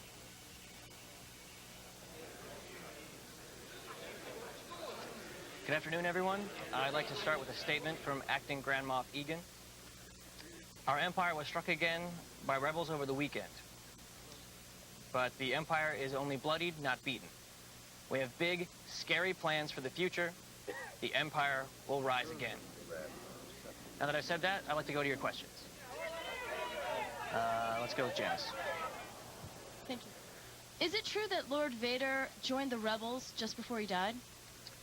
There's no truth to that rumor whatsoever. In fact, several eyewitnesses report seeing Vader's supposed son remove his respiratory mask, causing him to die a painful, horrible death by asphyxiation.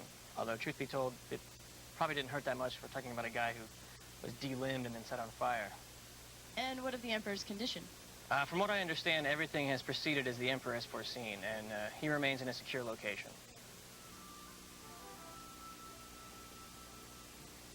Well, your resume is impressive. 20 years as a Sith Lord, Senator, Chancellor, Supreme Chancellor. So why did you decide to leave politics? My apprentice threw me down a 280-mile shaft directly into the main reactor of the Death Star. Okay. Well, the good news is we here at Camcorder pride ourselves on finding positions for people just like you. People who want a job that perfectly fits their skill set. Good. Look, we have just the job for you. Do you like dogs? Yes. So is the invisible doggy fence done? It was I who completed the installation of your shield generators. Good. Now Fluffy can run free again. You want this, don't you? Now witness the firepower of this fully armed and operational invisible doggy fence.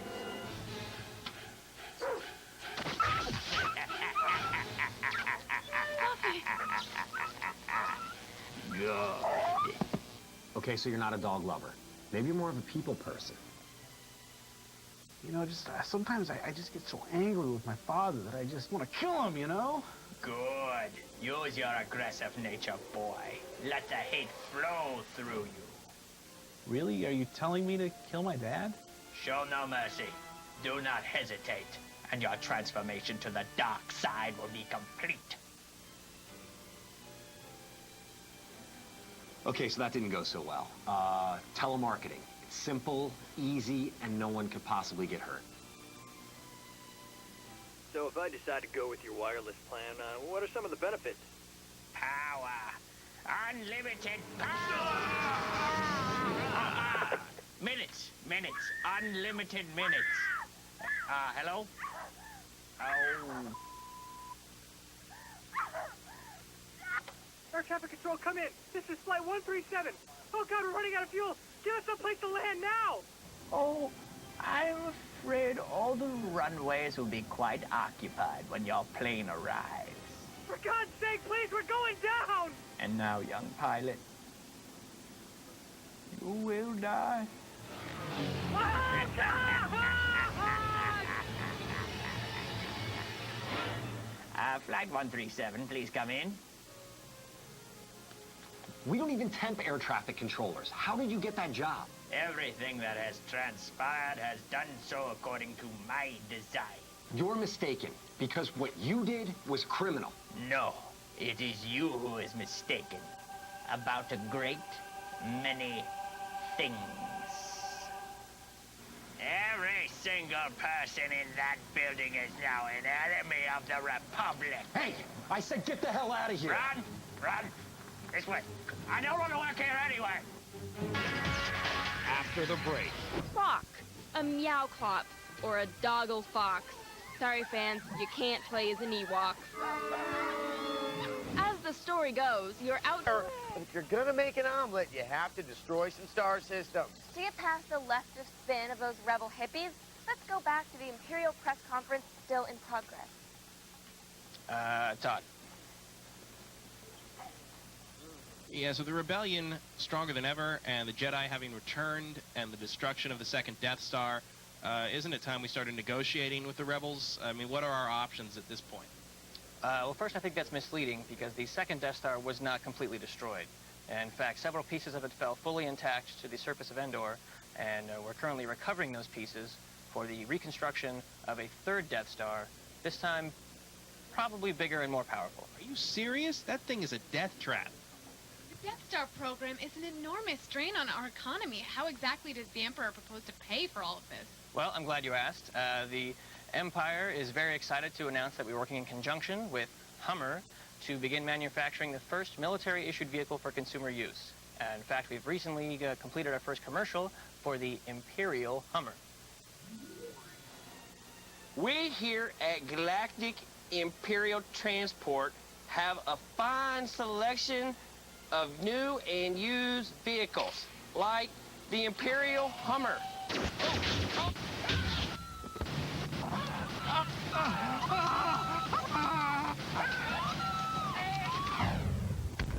The Imperial Hummer. Park wherever the you want. The Imperial fundraising efforts are impressive. Yes, there's no more convincing fake salesman than a guy who shoots lightning out of his fingers. But the rebels have their own fundraising strategy. Let's take a look. Hey, y'all, welcome. I'm Tom Peterson, and this here's my co-host, Phil Tanner, coming to you from an Alliance space station orbiting Yavin 4.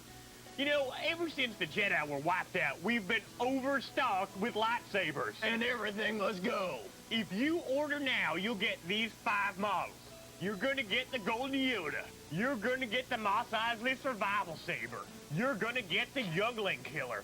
You're gonna get the Mahogany Bantha Mini-Axe Dual-Blade 3-Prong Double-Up Maternity Saber. What else they gonna get?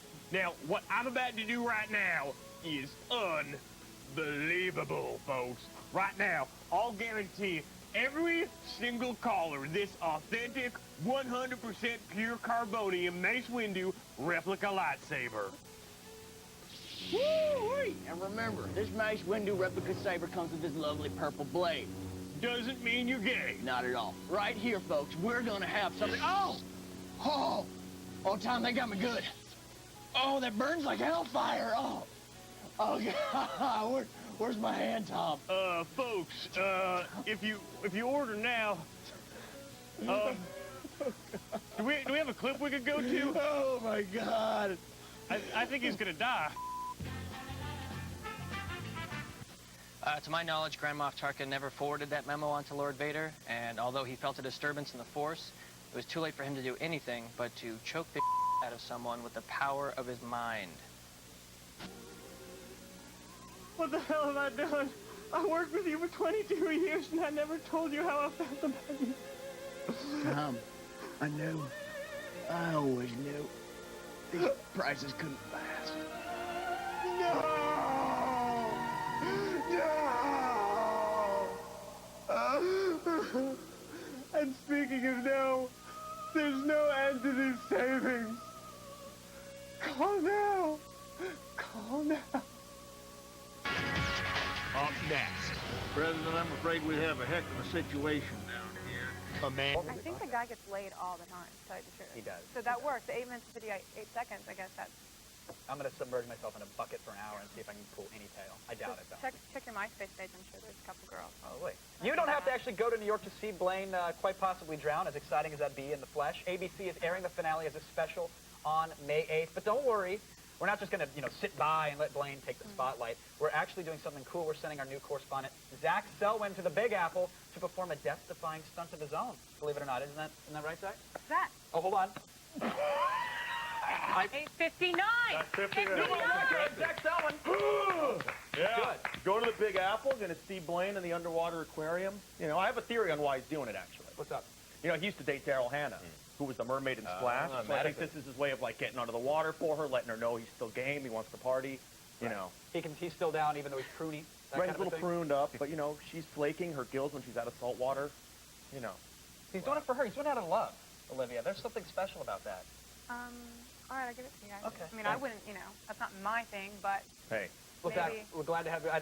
We didn't actually know who you were today, and neither did He was security. just sitting over there, but I'm glad once I read the prompter, I realized that, yeah. Yeah, I was working some grip jobs across the hall about 20 minutes ago. Cool. Came in here. Let's get By the way, you left a C-stand in the hallway, so if you could get on that. No, in a second, because we have more to do with you later on.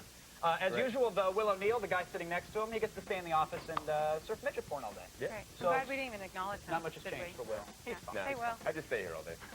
The reason Zach had to stay here is because he really is on the show, folks, and he wants to answer your question. So ask him whatever you want. What would happen if a famous Sith Lord had a drinking problem?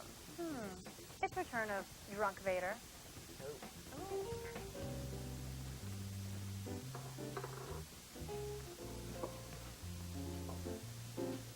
How you doing? The force is strong with me. Strong like a bull. You know what I mean? The force. I'm breathing like this because you're hot. And I don't have any lungs anymore. Hey, baby. You want to bump you up? Mine's furry and small. You ever been to the Death Star, baby? You want to go? Woo, I know the Emperor. We can get you in. No lines. Oh, the Empire strikes out. Skywalking away. Again. Vader not doing so good with the ladies tonight.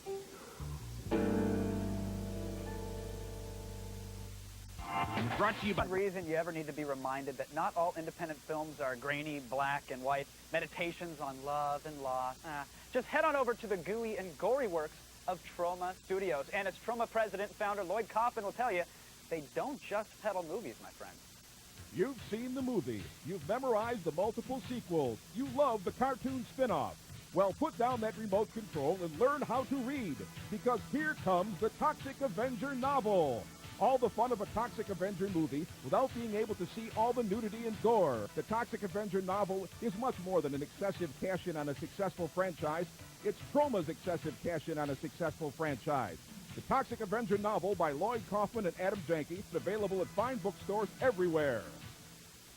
Love the 80s music. Lloyd, welcome back to the show. Kevin, it's a pleasure. We always love having you around here. I have to ask about the book now, because this is what it's all about. It's the Toxic Avenger, the novel. Now, you say it's not just a blatant movie tie-in, but, I mean, come on, the lease on the Lexus is running out, right? Is that Toxie's right here. Okay. We can tell you that this is a full-blown novel. And not only that, but J.D. Salinger and Oliver Stone have contributed to this very book. That's how important it is. What did they pass by it on a shelf? Or well, they've contributed some beautiful chapters. And we don't just do those typical promotional movies, right? When the movie comes out, we wait 21 years to put out Toxic Avenger. You want to make sure it's absolutely right. That's why. That's the way we are. No, I mean, it's a novelization of the movie, and I know you really didn't, a kid, of course, that it's not about the Lexus payment. I know it is coming up, though, but it's really, you did this for the fans, right? This was for the air conditioners. That's how good this is, not the fans. But this is for the heated seats, okay? It's an option. This is actually based on the questions that fans have asked. Who is Toxie's mother? What's the history of Tromaville, the Troma Indians? Nobody knows that the Troma Indians founded Tromaville.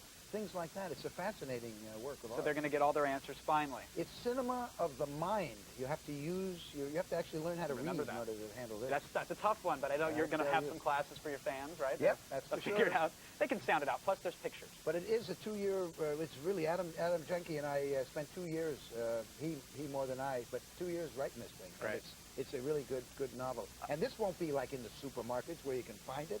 This novel will be impossible to find anywhere. You're lucky to get it online, kids. That's all I'm saying. Only the Troma team can bring you something as stupid as this. Last time you were here, Lloyd, you were working on, I think you were trying to rival what you just said, because you were working on a film called Poultry Guys, which was, and correct me if I'm wrong, it's kind of like a KFC built on an Indian burial ground and zombie chicken. Poultry Guys, indeed.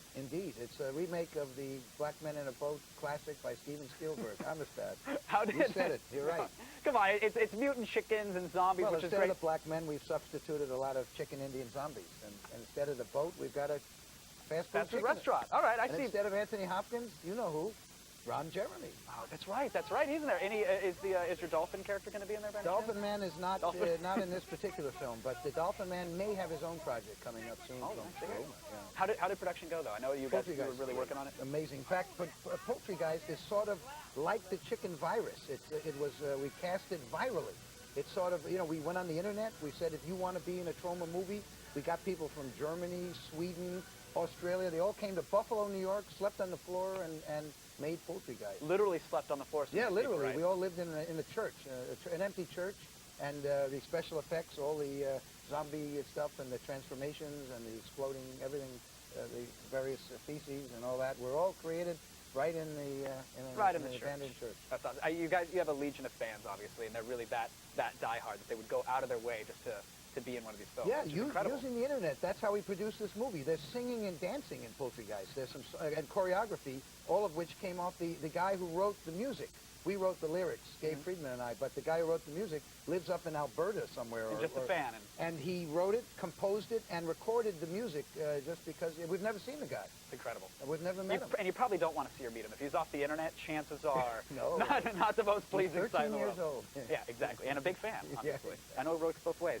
I wanted to ask quickly about the South Park guys. I know you know Trey Parker and Matt Stone, but you were working on them some ages ago, right? Cannibal the Musical. Their first movie was a Troma movie, and right now we're working on the 11th anniversary edition DVD of Trey and Matt, and I've been interviewing them, preparing for this amazing DVD. Now I know we're almost out of time, so real quickly, I just kind of wanted your thoughts. I know Troma's always fought against political incorrectness and censorship, etc. Did you have any thoughts on what's been happening recently with them and Comedy Central and episodes getting pulled and images being censored? They're the best. Those guys, Trey and Matt, don't compromise. They just do what they want to do, and when they get screwed, they just they cut it together and somehow get around it. And they make a lot of lemonade over there. The world of Troma is going forth in their hands. All right, Lloyd, thank you so much for coming on. We Thanks, really appreciate Kevin. it. Thank you, Toxie. Toxie, always a pleasure to have you here. We could really use some cleanup after the show as well. Thank you, buddy.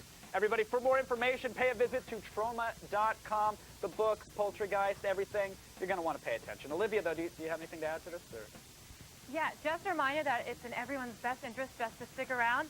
Up next, we've got a preview of Major League...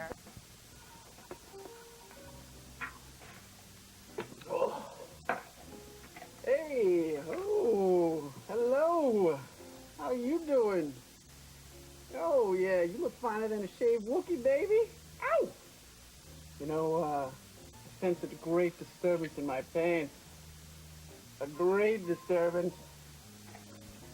Yeah, well, I'm mostly machine, you know. You want to shine my helmet? Oh, I meant this one. Oh. Vader's hot. You know, once you go Sith, you never go back. You know what I'm talking about? Strike back. Oh, strike out. Vader strikes out. Again. Ask him what he thinks of him. He's Little Will.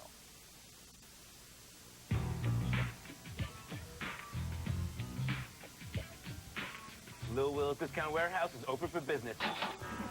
This week, we got 3 dope-ass products for you to check out. A big-ass monitor, tiny digital camera, and an external hard drive. Check it out, bitches. I know how much you nerds like big. How's this for big? Use Sonic's 23-inch widescreen LCD. Check the bullet point. This thing is sick. It's wall mountable, got a big ass resolution of like, I don't know, 1920 by 1200 or something, and it's HD TV compatible. Anyway, you Sonic wants $1,300 for this. Make me an offer. I said make me an offer, bitch. Every pit needs a good digital camera, so you know document its nocturnal exploits. And the Casio EX S500 is the Check the bullet points. It's got like 5 megapixels. Know what I'm saying? That means the pictures are hella clear. But get this, it also records movies, has 3x optical zoom, a big-ass screen, and it comes in 3 colors. Square's gonna pay like $330 for this bitch. But I'll give it to you right now for a set of Clippers tickets. The last thing you need is a bunch of porno DVDs lying around when your shorty come over. Back that to Seagate's 500 gigabyte hard drive. Check the bullet point. The Seagate is PC and Mac compatible, uses FireWire and USB 2, and has a spin speed of 7,200 RPM. Whatever that means. It'll cost you 300 bones, but once you eBay all those nasty-ass DVDs, the Seagate will pay for itself. That's it from Lil Will's Discount Warehouse. There's my theme music. Peace. I love your theme music. Oh, yeah. That's awesome. Great. Now, so back at a truck filled with a bunch of goodies in the back. What? Let's focus on one, though. What was one that really caught your eye? That monitor, it's really cool. It's huge. It's on my desk right now. I can have like multiple documents up. It's fantastic. And I'm waiting for you to come by and steal it. I probably will at some point very soon. I know you will. Refresh rate on those things? I know it's getting lower and lower. It's getting a lot better for gaming. Like, I was actually playing Battlefield 2 on it, and it's perfectly fine. Pretty awesome, yeah. And it's all under the guise of doing research. Yeah, it's doing research, yeah. And don't steal my monitor. I won't, I promise. I know where you live. I do have Clippers tickets, though. Oh, really? Yeah, we'll talk. Thanks, Will. Will. Everybody buckle your safety belts for a news-related adventure. Cameras in its subway system with a plan to double that by 2008.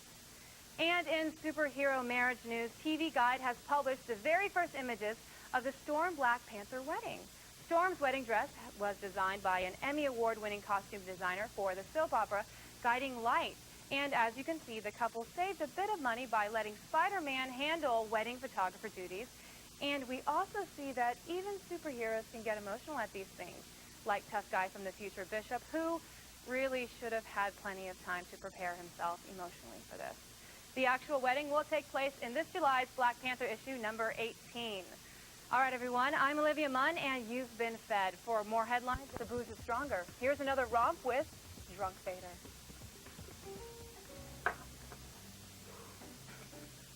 Hey, babe, you want to ride the Rancor? Oh, yeah, you do. You will let me buy you a drink. You will not say no. You want to come back to my shuttle with me. The Force is strong with me, yeah? Strong like a bull. A bull. The Force. I'll stormtroop your fortress. Hi-yo! What do you think, huh? You got any Jedi in you? You want some? Oh! Yeah! Oh! Oh, you don't want to walk away. Oh, you don't want to give me the finger. Oh! Oh! You know what? Isn't your fault, out there? Huh? You didn't have to drive. I wouldn't bring you along. Brought to you by... They want to make sure that you really you belong on the couch. So Jimmy Jonga wants to know, if a giant asteroid were headed to the Earth and Zach had 5 minutes left to live, what would he do? No, what? I don't need more than 3 minutes. You know what I mean? That's, He's going to fit in I'm quite sorry. well here. Yeah. Oh, sorry about that. HR, by the way, Zach. How do you spell the last name? Let him know. Gaffigan. Zach Galligan. Muscle Mike wants to know, how long does Zach spend styling his hair in the morning?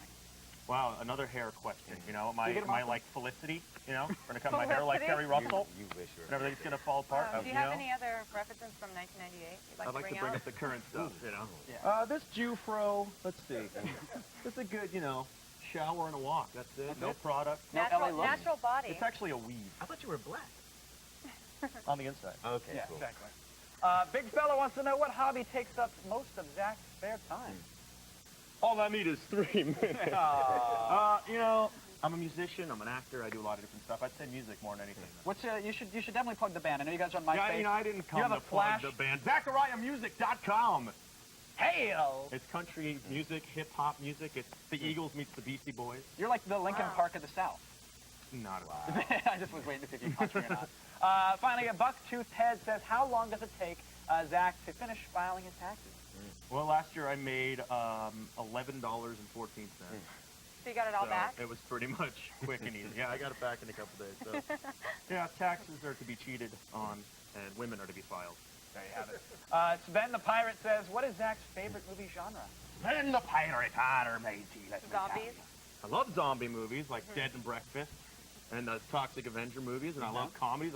Grease 2 is the greatest movie of all time. Anything you haven't worked in that you're a fan of, or any genres? Or He was in Grease too? I was, movies, I like really drawn-out dramas like The Notebook. Oh, he always does this. All right, we're going to have to stop.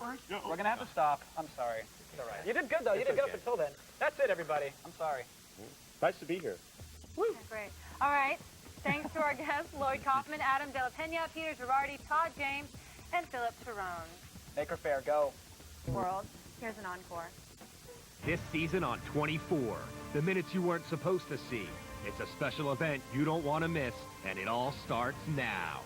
The following takes place between 7 a.m. and 8 a.m.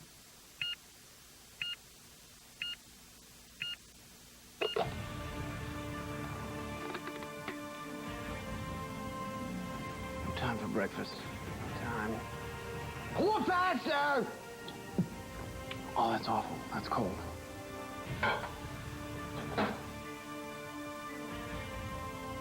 I don't have time to heat you up.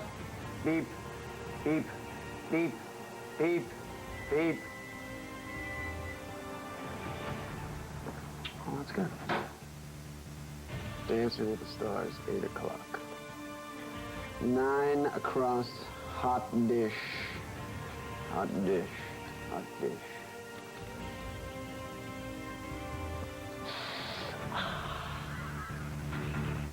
Burn my tongue.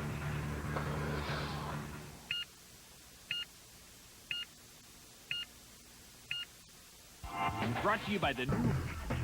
With E3 right around the corner, I mean, you can actually practically smell the game journalist musk.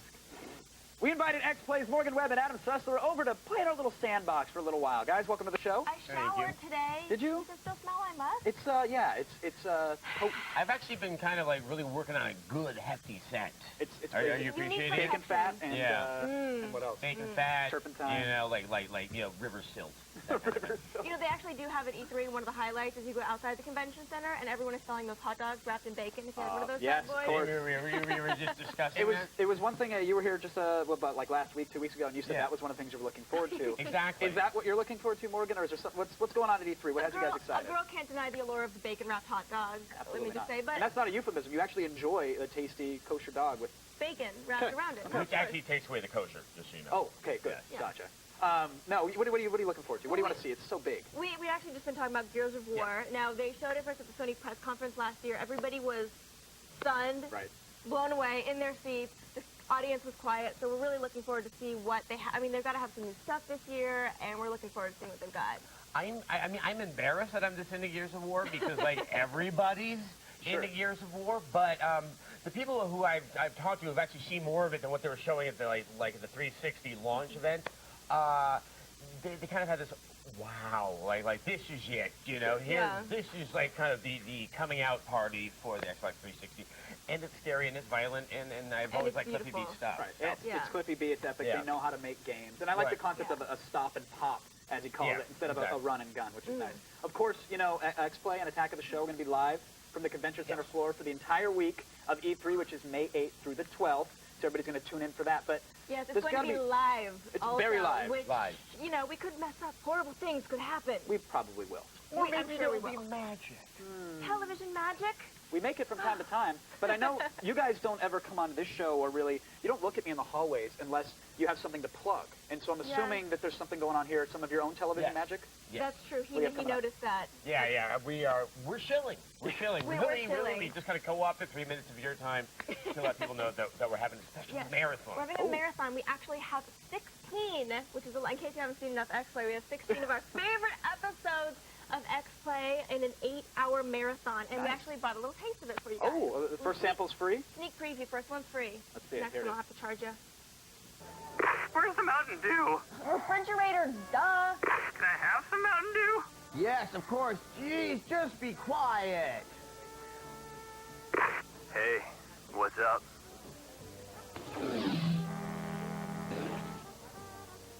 Can I have his Mountain Dew? All right, when can we tune in for a massive block of X-Play on our television set? That's Sunday, April 23rd. It starts at 10 a.m. and it ends at 6 p.m. Oh, yeah. So take some no-dos and enjoy. And just stay up all day. Drink some Mountain Dew. Will do. Yeah. Thanks. Always a pleasure, Kevin. you guys. Always. Good stuff. Good stuff, guys. Everybody, we'll see you all at E3, of course. Now, Olivia, for some odd reason, she's been kind of pointing and giggling at me this entire time. Maybe we can find out why. I will reveal nothing, Kevin. It's easy to get all caught up with raw power. The thing is, though, if you're going to hit the road, the last thing you're going to want to bring is a 15-pound gaming behemoth. What you need is a thin and light notebook. No laptop segment is complete without throwing a Dell into the mix. And if Dell is known for anything, it's for making solid rigs that are plenty affordable. The Texas-based company's Inspiron 710M is the perfect road companion.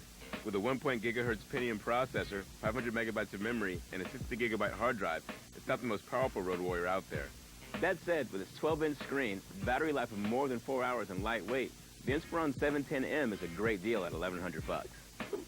It used to be going with a thin and light notebook meant sacrificing power. Not so when you have outfits like Voodoo PC in the mix. With the PC Envy, Voodoo packed about as much processing power as possible in that tiny frame. This sexy beast rocks an AMD Turion processor, 1 gigabyte of memory, and a 160 gigabyte hard drive. With a 12-inch display and weighing in at around 5 pounds, expect to pay about $1,900 bucks for this baby.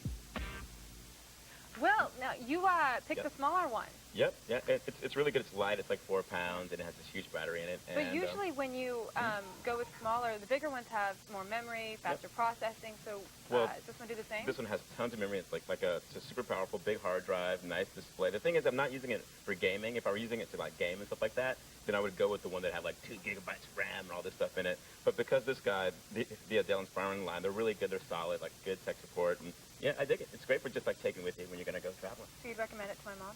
I would recommend it to your mom. Sounds good. Yeah. All right. Awesome. Mm-hmm. Yeah. Good times. Good stuff. Good times. Good stuff. All right. Stick around. We're strapping on the goggles and diving into It Came From eBay. And she's sassy. She's sexy. eBay!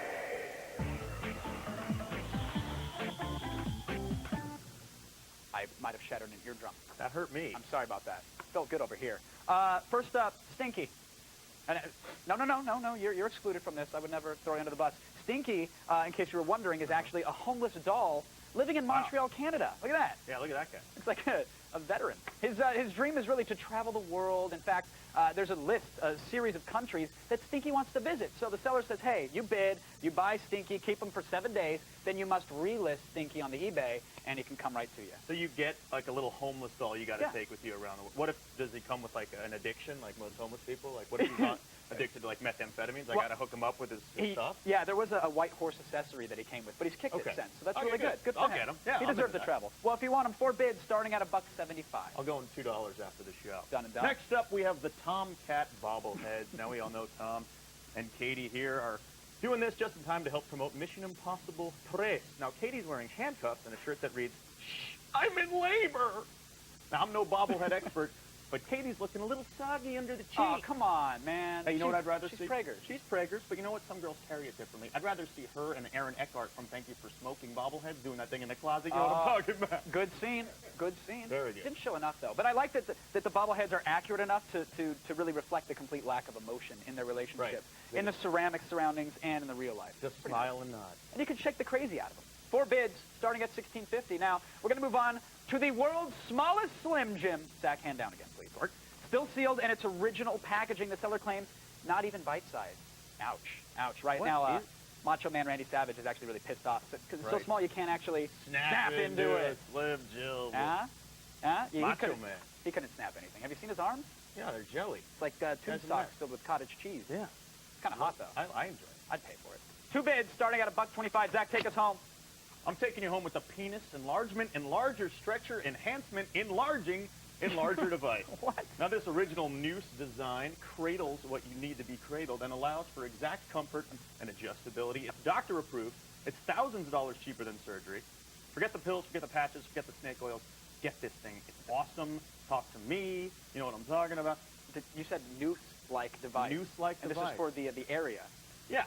So it's like you're doing a little Laffy Taffy action with it or something? Exactly. You know, it gets under there. It works with you. It, Okay, all right. Create. It lifts and separates. What's the price, Zach? It's going for about $180. Right now, $179.95. Pretty Not nice. bad. I should have expected that. Actually, I should always really expect the unexpected. When? It came from eBay. Theme. But before all that greatness, let's fill up on today's... announced in the ongoing Hollywood wiretapping scandal that's involving agents, stars, and even the chief of Paramount Studios. John McTiernan, director of blockbusters like Die Hard, The Thomas Crown Affair, and The Hunt for Red October, pled guilty to making a false statement to the FBI. McTiernan said he had no knowledge of the tapping and had never discussed it with private investigator Anthony Pellicano. Pellicano is accused of illegally wiretapping numerous Hollywood figures for blackmail. McTiernan faces up to 5 years in federal prison. In other movie news... Came on, I'd like to apologize because last time I came on the show, I smashed a light bulb. You broke a set piece, and I didn't even get a chance to. I just had to sit here while you got to have all the fun. I just walked up to, last time I was here, I walked up to one of the light bulbs like this, and I just kind of... You did.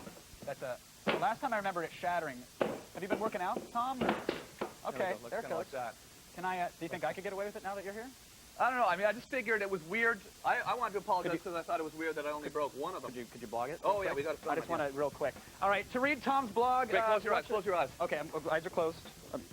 Okay, all right, that was a good one. That was actually a good one. Careful. To read Tom's blog, watch the channel, close your eyes. and become a deputy, visit TomGreen.com. Olivia, tell the people at home what they've won. I hope we've won a new set. That's what I hope. Kevin, they've won these wonderful prizes, a live performance by musical guest. Who have the next best thing? Here's a historical retrospective on the place of aliens in video games. They've assimilated into our video games. They fought us on Earth and out there. Enemy forces are superior, Galactica. And we treat them so badly. They are the few, the downtrodden, the non-Earthlings. And they've been here for years. They are the aliens, and this is their story. Aliens, the secret connection to video games. As we all know, aliens have been on Earth since July 2nd, 1947, when they crashed near Roswell, New Mexico. Was it an accident? Or was there something else at play?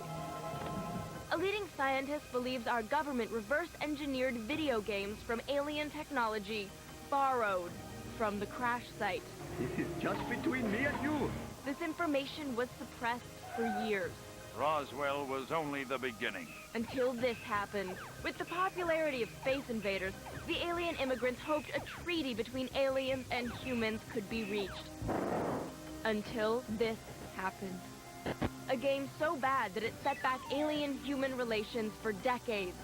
The failure of the E.T. game would lead to a long period of darkness for the alien culture.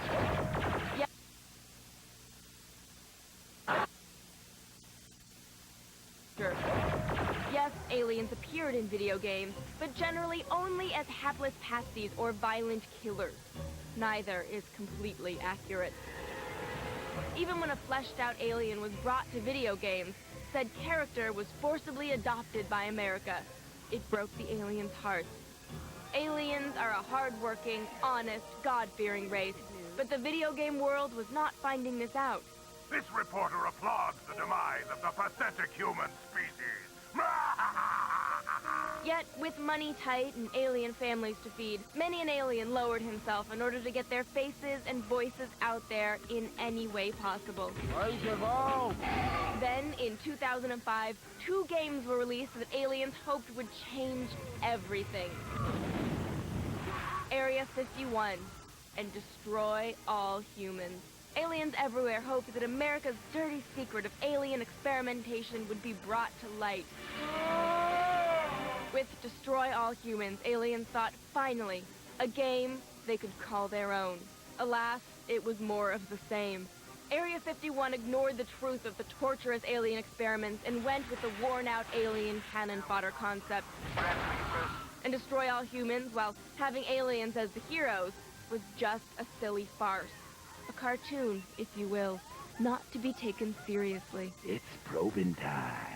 Will aliens have their day in the video game sun? Will they be finally accepted? Only the future knows for sure. I'm Morgan Webb. Good night.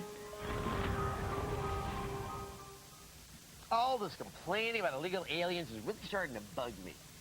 Are you going to want to make one of those illegal alien, space alien jokes and imply they're going to start deporting Klingons? No, I was just going to use my television show for indulgent liberal political grandstanding. That's offensive both to me and to the medium of television generally. Josh, I'm sorry. Liberal political grandstanding is for awards shows and talk show appearances. All right, I'll save my leftist diatribes for the next 10 months. Adam Sessler and Morgan Webb. Welcome back to X-Play, packed with riboflavin. The video game industry is a disgusting parasite on humanity. They seduce you with magnificent games, and after 20 or so hours of play, demand $50 for another hit. They're like drug dealers, but the smack they sell is the simple pleasure of making hedgehogs bounce and collect rings. But while games may be an addiction that destroy lives, they are really fun. And they don't have to wreck your bank account. Here's yet another edition of Games for Cheap Bastards. Have you ever bet on a game you were so sure would go your way, but doesn't? And did you lose a lot of money on said game? Well, if you did, then you're gonna have to bargain hunt for a while. No more of those fancy-pantsy, high-priced video games. It's time to lower your standards. That's my bike you smashed this place up with. You need discounts. You need price slashing. You need cheap. Under 20 bucks cheap. You need games for cheap bastards. You cheap bastard. I wonder if my arrival had something to do with it. Maybe yes, maybe no. Combine a love for New York and bad driving, and you've got True Crime New York City. A game for the Billy Joel in all of us. Billy would love this game. You can drive around New York, hit anything you want, and the tabloids won't care. Now that's a New York state of mind. If you just can't get enough of that GTA vibe, and you need it like Billy needs to start the fire, then True Crime New York City could be what you need. Violence, a good cop story. I was on the job when the best part of you was running down your mother's leg. And more violence. And the low price will help you ignore the bugs that appear from time to time. Speaking of bugs, just back off. Here comes Ultimate Spider-Man. Wealth and fame, he's ignored. Action is his reward. Get away from me, you freak. This is how it all began. With the storyline written by the Marvel bullpen, Spidey spins webs, beats up bad guys, and even makes time for Mary Jane. Oh, how I wish for a last dance with Mary Jane. Just one more time to kill the pain. If you weren't compelled to pick this game up for whatever reason, say you're just too burned out on comic book games, this one may have the good-spirited Spider-Man gameplay you know you've always desired. And with the price under 20 bucks, you won't be irritated by this one. Oh, I like to think I'm more charming than irritating. May I help you? A dry martini. Shaken, not stirred. We know. A Bond game comes out as often as Sulu, but From Russia with Love has something different. The star of Medicine Man, Dragonheart, and League of Extraordinary Gentlemen himself, Sean Connery. The name is Bond. James Bond. From Russia with Love is a by-the-numbers game. Typical Bond action with what the shooting and the driving and the gadgets. It's all here. And listening to the, oh, dare we say, bored line readings of Sean Connery almost makes this one worthwhile. It's difficult, but not insurmountable. And the discounted price certainly helps. There you have it. 3 games that didn't set the world on fire, but now with a cheaper price, they're worth a look-see. Guilty pleasures, all. And it's what you deserve. Too bad. The game is over, Mr. Bond. You cheap bastards. I think it's just begun.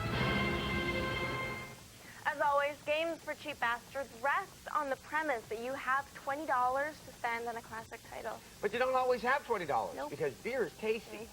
To serve the varying needs of our audience, we present even cheaper games for even cheaper bastards, brought to you by Frozen Bean Burritos. Frozen Bean Burritos. It's a little tube of Tijuana in your gas station freezer.